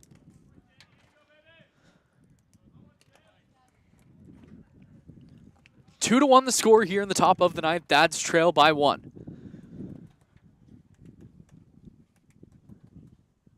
The 1-0. At the knees with fastball, 1-1. Such a good pitch. Lefty with run, arm side run, at the knees. I mean, even if that ball is struck, it's going to be a weak ground ball, probably on the left side of the infield. Very good pitch. The 1-1. Slider check to swing. Did he go? No, says the first base umpire. Wow. Wow. You know, saying it, I said it once, I'm going to say it again. If he hits it, that's a double because he went around. 2 balls, 1 strike, 2 outs. Fitz now has to work a little harder. The look to second. The 2-1. Ground ball left side and through the left side into left field, a base hit. They're going to send the runner from third. Fellows is going to come throwing to the plate. The throw is not in time. Gets past the catcher. Both runners are going to move up. It's an RBI single from Jake Tandy, and it's 3-1. So unfortunate. Fitzpatrick got that ground ball just through the 5-6 hole. It wasn't hit hard. 18 hopper right through. Man. 2 walks that started the inning. 90%. There's your 90. Here's Bronson Ballholm. Both runs being charged to Ryan Troy. The day or the book is officially closed. Not yet. Not yet. One more. One more. You're right, actually. Runners on third is You are correct. Ryan Troy's responsibility. Apologies. Thank you. Here's Bronson Ballholm with a chance to break this game open. 2 runners in scoring position, 2 outs.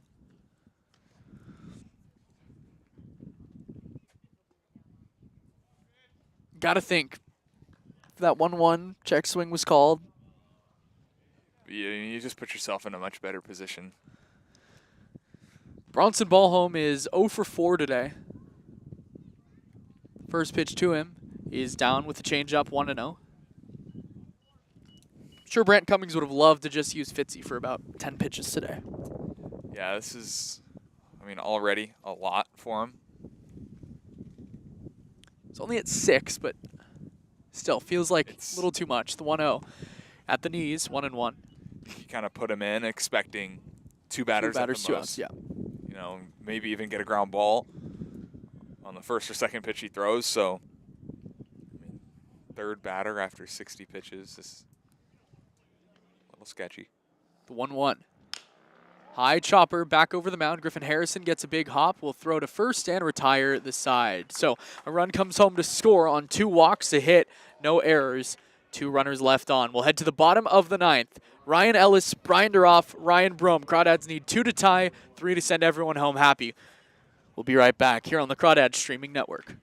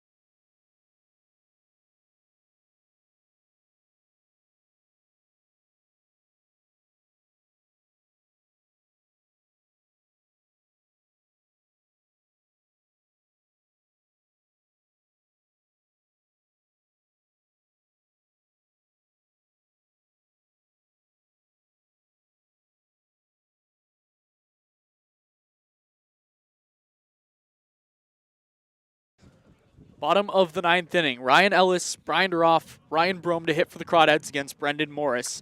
Chasing 2, 3-1 the score. It's the part of the lineup you want up.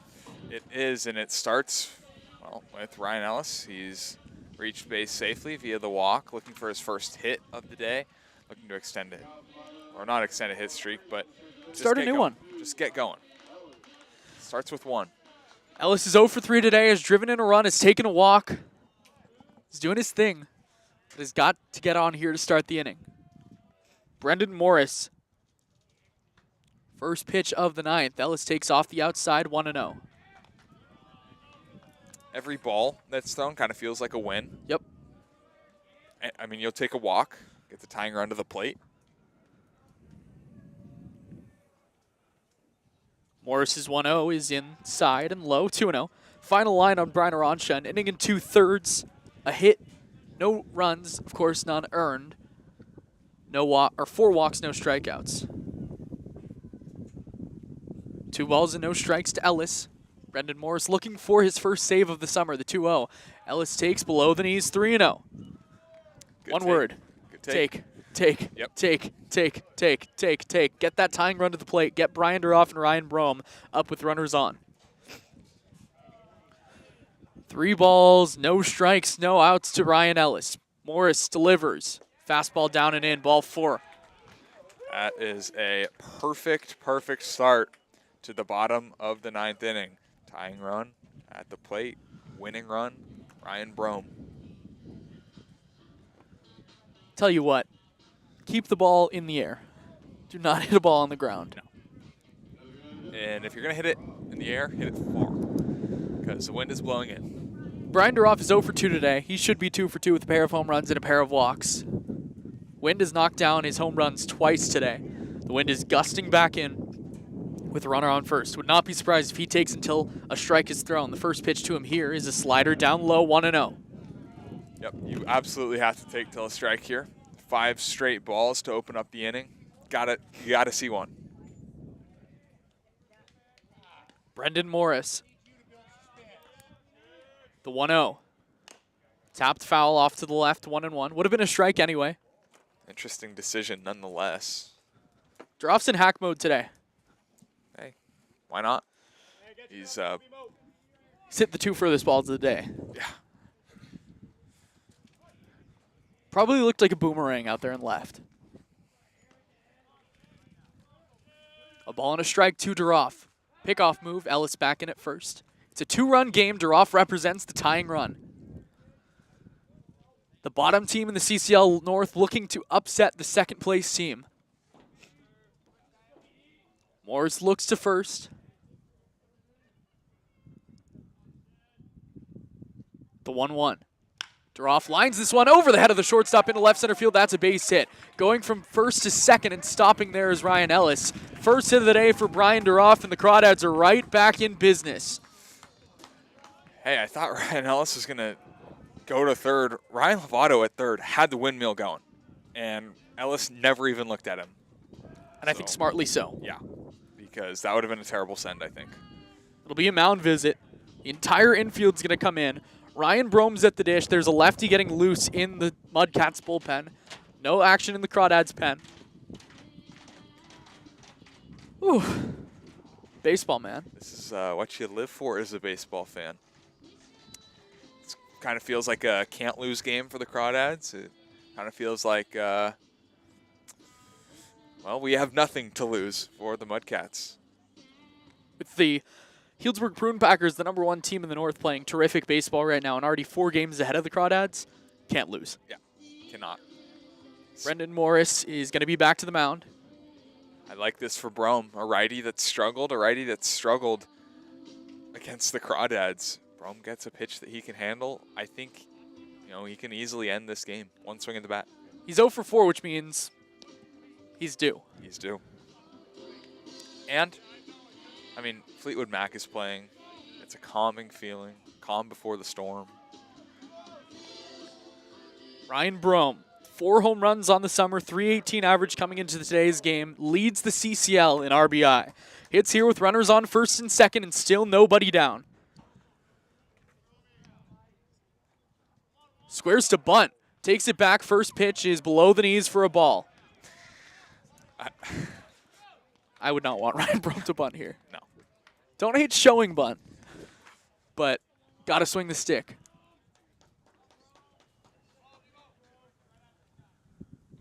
The 1-0.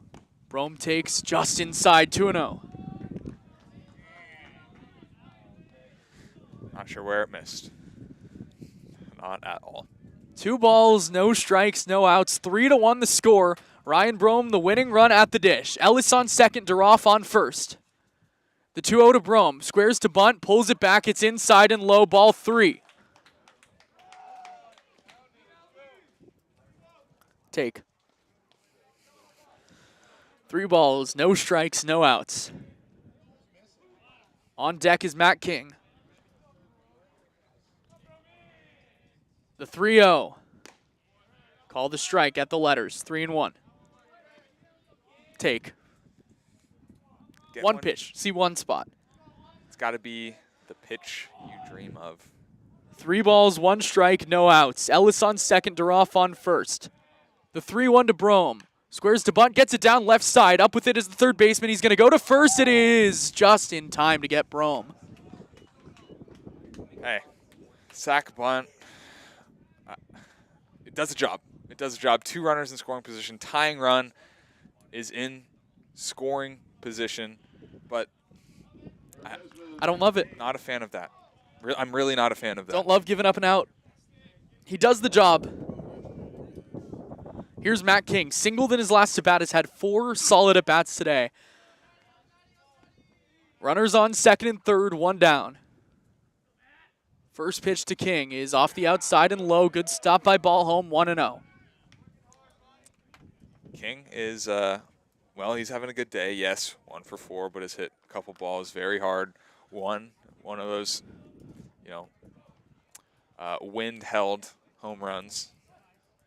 Flew out to deep left. A ball and no strikes. Runners on second and third, 1 out. Tying run on second, the 1-0. King takes up and out, 2-0. Really good take there, and a really good pitch, too. King doesn't really go the opposite field. Pull hitter. That spotted up just a little outside. 3-1 the score here in the bottom of the 9th. The tying run is on second, the winning run at the dish. The 2-0 to Matt King. Up high, ball 3. Easy take. Don't hit a walk here.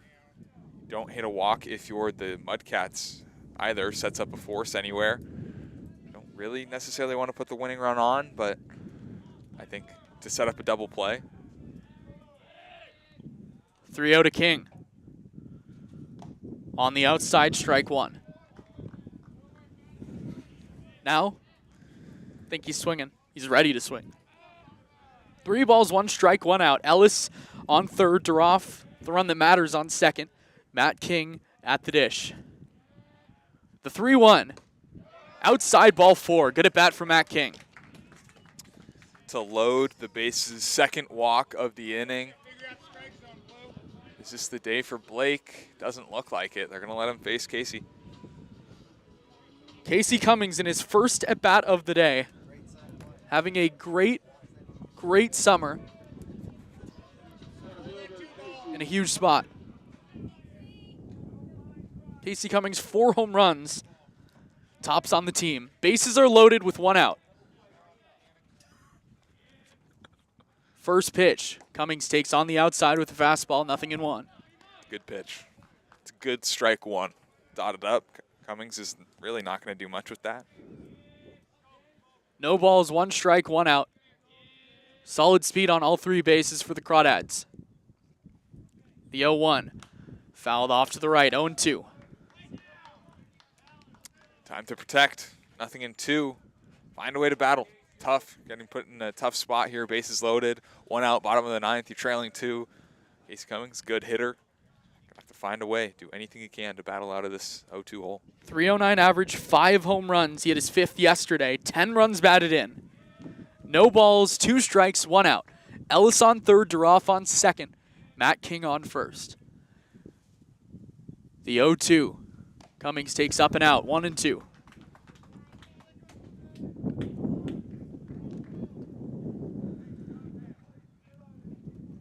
Duroff, the tying run on second. King, the winning run on first. Morris in a strikeout spot. The 1-2. Cummings lines it up the middle off the leg of Morris. Coming home to the plate is the runner. Ball home blocks it, and out at the plate is Ryan Ellis. What a play by Brendan Morris. Wow. I mean, can you really say what a play? Got lucky. I mean, it hit him. Hockey suit. Watch out. Wow. Man, just tough luck for the Dads. Here's Tyson Pointer. Right fielder, Tyson Pointer, 0 for 4 today. Popped out to center field in his last at-bat. Now better speed on the bases. First pitch to Tyson Pointer. Swung on and fouled straight back. He's right on the fastball. 0-1.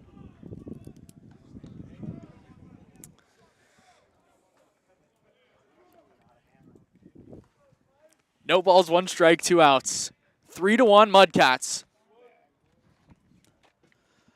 Tyson Pointer at the dish in an 0-1 hole. Morris is 0-1. Down and out, 1-1. Don't try to do too much here. Stay within yourself. If you're Tyson Pointer, you're just looking for a pitch that you can do some damage with. Don't need to kill it. Base hit, ties the game. Don't be the hero. Pass the stick. The 1-1. Pointer swings through a fastball. 1-2. If Cole Fellows were to come to the plate, this game is, I mean, it's at least going to be 3-2, if not tied. Just got to find a way to get Cole Fellows to the plate right here. 1 ball, 2 strikes, 2 outs. A 3-1 Mudcats lead. The 1-2 to Pointer. Up high, 2-2. Duroff on third, King on second. Casey Cummings on first. 2 balls, 2 strikes, 2 outs to double twos at the plate. A 2-run game. Morris sets. The 2-2 pitch. Swung on and fouled back. Catcher's Pointer's interference. Is it? Wow. Yeah. The Crawdads bring home a run on a bizarre play. Catcher's interference brings a run home, and it's 3-2. And now all eyes are on Bronson Ballholm. Good old E2. Unintentional. Tyson Pointer is over there checking on him. Everyone's checking on him. So a run comes home to score. It's 3-2 3-2 Mudcats, excuse me. Bottom half of the ninth. Bronson Ballholm getting checked on.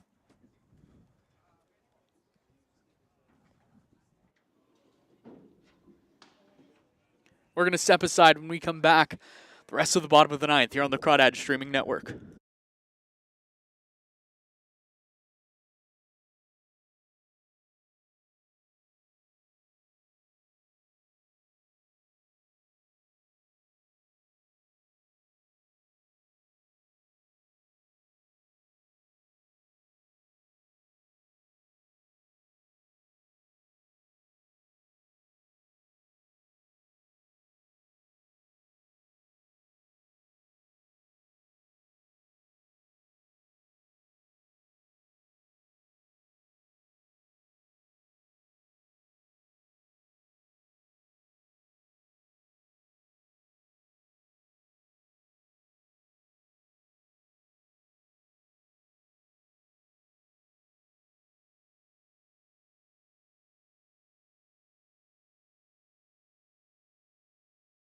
Back for the bottom half of the ninth inning, Crawdads and Mudcats. Brendan Morris is on the bump. This inning started with a Ryan Ellis walk, then was followed by a Brinderoff single. Ryan Brome sack bunted the runners over, but Matt King followed with a walk. Casey Cummings hit one right back up the middle.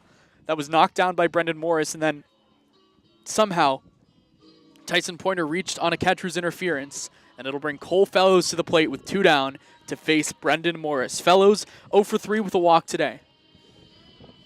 Hey, biggest spot of the afternoon. Look for the ball in the dirt here. Pitch gets away from the catcher, Ballholm.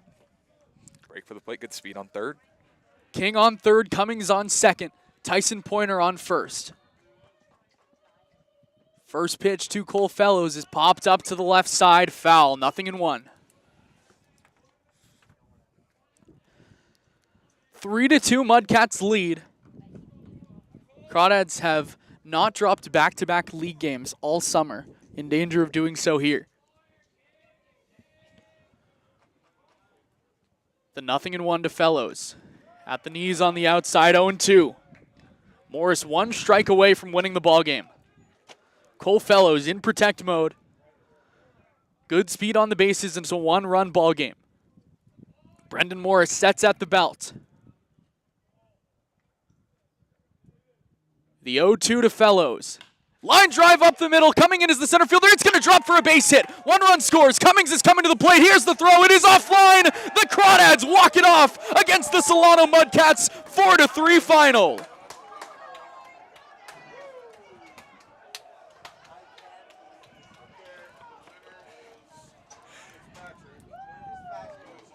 The comeback kids do it again. Down to their final strike. Doesn't matter. What a swing, Cole Fellows. What a ninth from the Crawdads. Just when you think they're out of it, they're not. And you know what? Leadoff walks. Yes, Ryan Ellis wasn't out, but he led off the ninth with a walk, set the tone for the rest of the inning. That is a very, very good win. Sweet swinging lefty was 0 for on the day, won the game in the ninth. Sean Fitzpatrick's the winner. Brendan Morris, unfortunately, is the loser. The Crawdads have won again. 3 runs, 5 hits, 2 errors for Solano. 4 runs, 6 hits, 4 errors for the Crawdads. That's something they'll look to clean up. Solano falls to 5-20 in overall play. They fall to 4-16 in league play. The Crawdads 21-5-1 overall. They improved to 13-5 in league play. Sean Fitzpatrick's 3rd win of the summer. Cole Fellows is the hero. What a game for the Crawdads. And have another chance. Go win the series tomorrow. Like you said, defense, 4 errors, got to be cleaned up a little bit. Offensively, it was a little stagnant today. Wasn't the best until that 9th inning. They got it done. I got nothing else. Be sure to stay for the post-game show with Kobe Siegel, Justin DeHaas. We'll be back out tomorrow in Solano. Same time, different place, same people on the call. For my colorman Carson Mercier, my name is Austin Oda. Thank you all for listening. Have a great rest of your Saturday afternoon.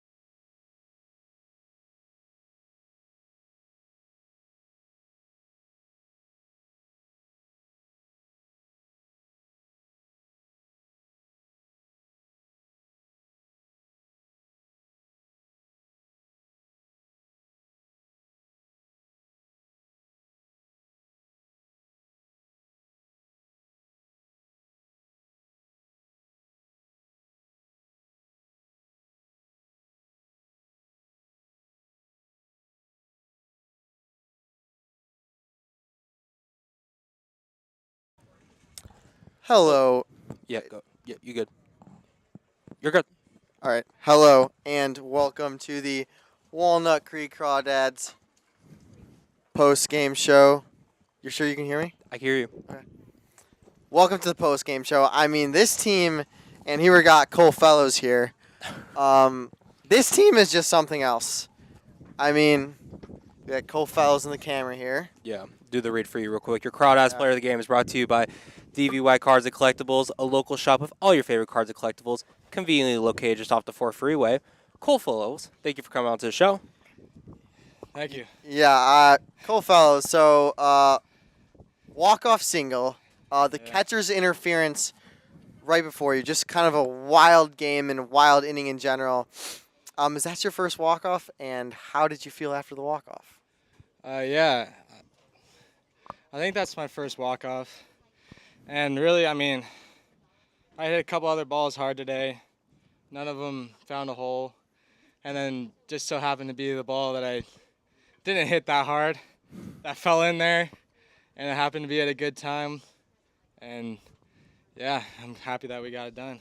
Yeah, and obviously Karan Casey was on one today, and he really had your guys' number for the 6 innings that he pitched. But can you just talk about how well he pitched and what was so difficult when you were seeing pitches from him? Yeah, he was just doing a good job mixing it up, throwing 2 pitches for strikes. And, like, first at-bat, he might start you with a breaker, and then the next at-bat, he might go back to the heater for the first pitch. So he's just kind of keeping us off time. And all we were thinking was trying to get them out the game so we can get to their bullpen because we didn't know what they had. But hopefully we could get a righty up there and go to Madison. Yeah, and what is it like mentally when you see balls that normally might fly out of the yard? Yeah. Like Brian Duroff hit on a normal day has 2 bombs. Matt Right. King probably has a bomb. I mean, what is that like as a hitter to know if you hit it really far, it's not going anywhere? Yeah, I mean, we were talking like they'll even out eventually for the most part. I mean, like me today. I mean, I hit a weak ground ball. I mean, I hit a hard ground ball for an out, and then I hit a weak floater in the center field, and then it's just sat down just perfect for us. So, I mean, you just can't really get too greedy. You just gotta take what you get, and when you get it, because it'll even out eventually. Yeah, and Ryan Reeses was just dealing for you guys today. He had a no-hitter going into the 5th inning, and I didn't even it know seemed that. it seemed for the longest time like he was going to get the loss pinned on him, Right. despite a great performance. What does it mean? What were you seeing from Reeses today that was going well for him, and what does it mean to get this victory? Even though it doesn't go on his ledger, at least he doesn't get the loss. Yeah, right. I mean, I didn't even realize he had a no-hitter going through 5. Like, that just goes to show how much of a groove he was in. I mean, it was just up and down, up and down. Like, it felt like the pace of play was great, and like I said with their pitcher throwing 2 or 3 pitches for strikes, like it's a good way to keep the hitters off balance and force weak contact. So, yeah. Cole, appreciate you joining us. Yeah, thank you. Great win. I don't Thank you. know how you guys do it, but Yeah, we just find a way, man. yeah, great win. We'll get you our player of the game sticker. I don't know if you have any left, but Yeah. yeah.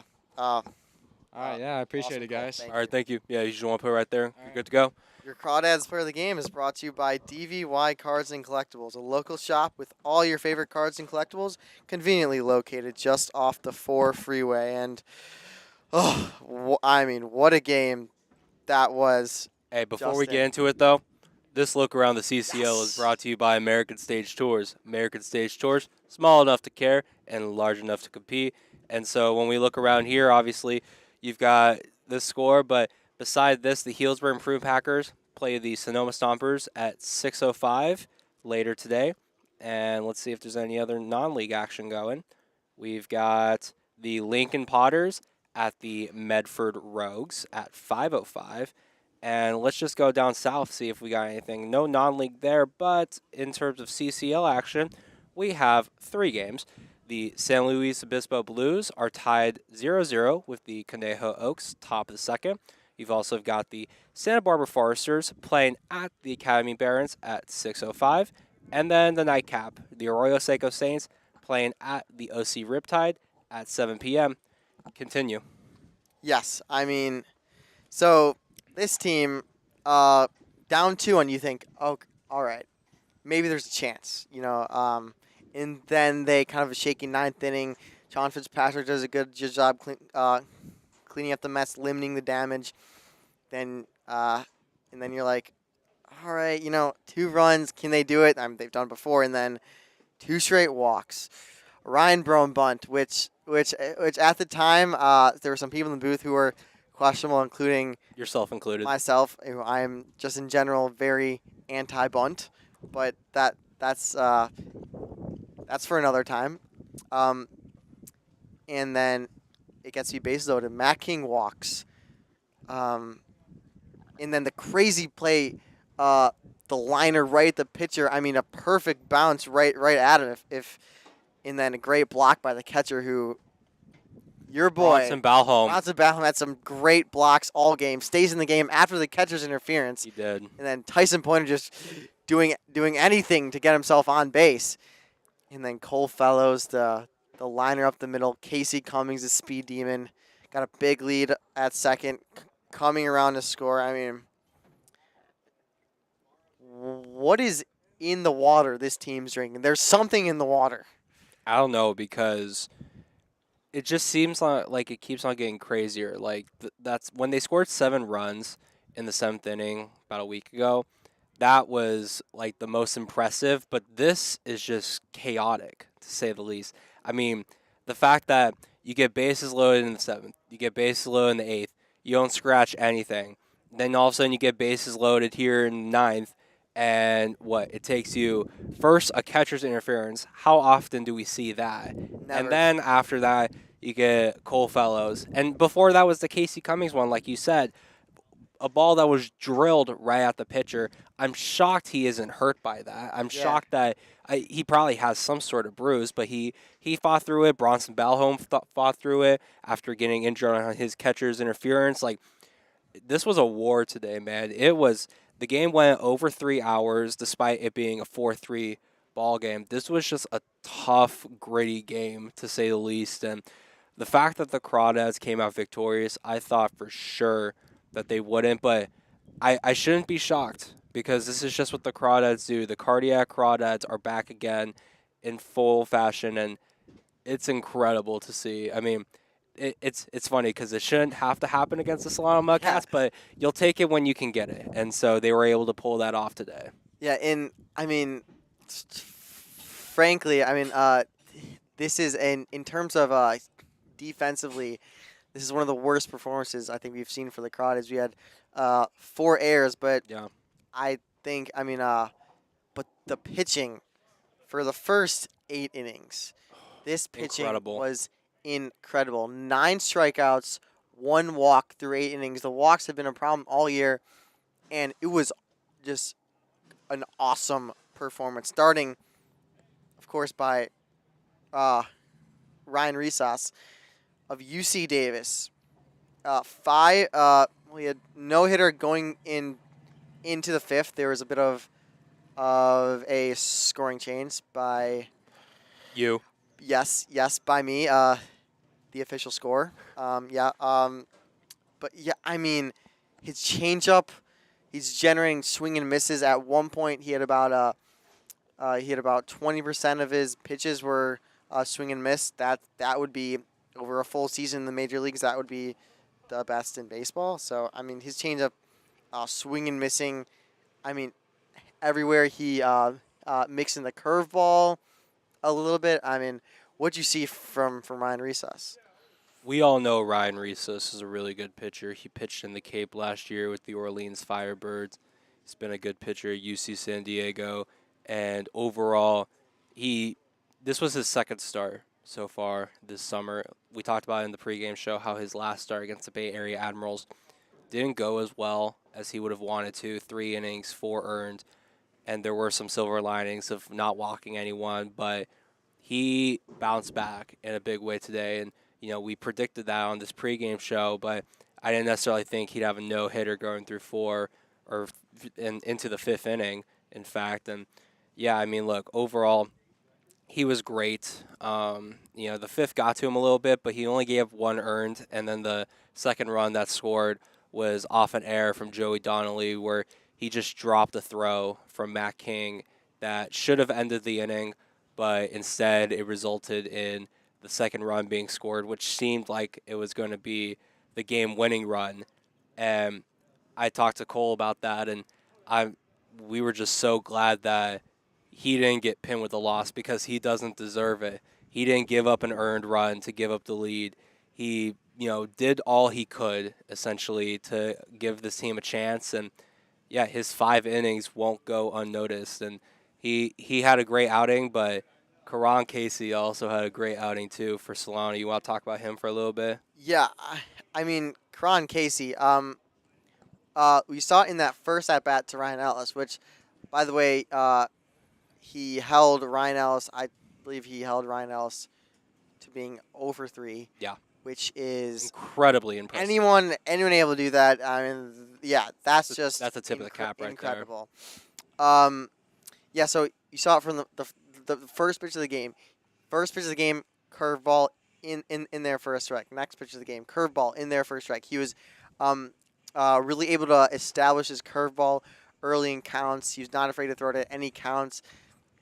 And I mean, these guys got some great swings off him. We saw Brian Duroff, who smoked the ball today. He hit 2 bombs to left field that were at the warning track. His first 2 at-bats, right? Yeah, I think his first 2 at-bats. Tough way to start. Well, actually, no, I think he walked his first at-bat. Okay. But then, I mean, Karan Casey was just able to stay in there.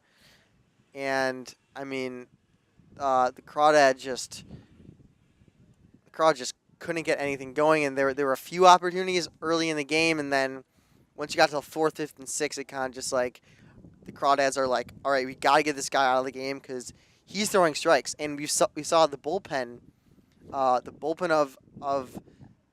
the Mudcats struggled to throw strikes, but Karan Casey, he was just pounding the zone. Yeah, with Karan Casey, I just want to give his stat line: 6 innings, 3 hits, 2 walks, 1 earned run, and looks like 3 strikeouts. Yeah, for a kid like Karan Casey to get a quality start, we've come to find that getting quality starts isn't that easy in the CCL. No. It's difficult to go 6 innings in this league because a lot of times, look at a kid like Rhesus, he went 5 innings and he was fantastic, but you want to get your bullpen guys some more reps, and so the fact that he was able to go 6, and we talked about some of his past performances, how against the Lincoln Potters, he went 6 innings, but he gave up 7 earned. And this was a far cry from that performance, improved dramatically. And, yeah, in some of his other good starts, he only went like 4 innings. So, yeah, if you told me that Karan Casey was going to go 6 innings, 1 earned against this Crawdads squad, I would have thought you're crazy. But I think it also goes to show that the Crawdads offense has been in a slump lately. You saw it yesterday against Alameda, obviously only scoring 1 run against the Prune Packers, and now today you put together 4 runs, but it's 3 in the 9th, and it just didn't look good all day. And so I do want to give a shout out to Karan Casey's dad. He was very funny. Yes, he was. In the stands. He was very loud and outgoing when it came to some of the pitches that Paul Remedios was calling, and he was very nice about it, though. I will say he was like, how can that be? You called that a strike earlier. Like, very curious, just curious. Yeah, and so shout out to Mr. Casey, but yeah, overall, both pitchers were just dealing today. I talked about it in my article, which you could find on the Walnut Creek Crawdads Twitter and their website, that in the last game against Alameda, how that was a pitching duel between E.J. McGrew and Harry Tews. This was a much better pitching duel. I mean, E.J. McGrew shoved, but Ryan Rhesus had a no-hitter through going into the 5th, and then Karan Casey had a quality start. Like, this was just, if you like a good pitcher's duel, this was the game for you. Yes, I'm certainly a pitcher's duel, and the wind in back-to-back days certainly did not help the offense at all, but I don't know if they'll have the wind to deal with tomorrow. I'm not. We won't know. What's We will the not. wind? We won't be in Solano. Yes, We get the yes. off day. Oh yeah, we have a day tomorrow. off. So So unfortunately, we won't know. But that is a pretty good point, though. The wind was blowing yesterday, wind was blowing today, and then in Healdsburg, they had some good swings too. It's Yeah. just they hit it dead center to the deepest part of the park a few times, and it just didn't go out. So, I mean, you don't want to call them excuses per se. I mean, you should be able to utilize some small ball a little bit, which they were able to do in the ninth inning. Better late than never, but. Yeah, if you can get some more consistent offense than what they've been producing these last few days, I mean they've gotten a couple wins, so you're not going to complain. But I mean, yeah, you almost lost to the Solano Mudcats, which no disrespect to the Mudcats, but you're what 4-16 now. If you're the second place team in the North, you should win that game, and they were able to do so. Although they did beat Healdsburg, it was in a 7-inning First head of a doubleheader. doubleheader, but yes, but regardless, thank you for watching this game, watching, listening, whatever. Crawdads win 4-3. They improved to 13-5 in the CCL, 21-5-1 overall. Unfortunately, you won't see us tomorrow, so You will not see our beautiful faces tomorrow. Yeah, so unfortunately- unfortunate, but you should still tune in yes, to you the should. broadcast where Austin Oda and Carson Mercier will be there 1 o'clock, I believe. It's the start Yes, time. I believe in Um, Solano. I don't know yeah. where that is. But Fairfield. Oh, Fairfield. Well, it's the Solano Mudcats, but yeah, they play in Fairfield. And so, yeah, catch up the stream there. But yeah, that's it for us. thank you. Thank you.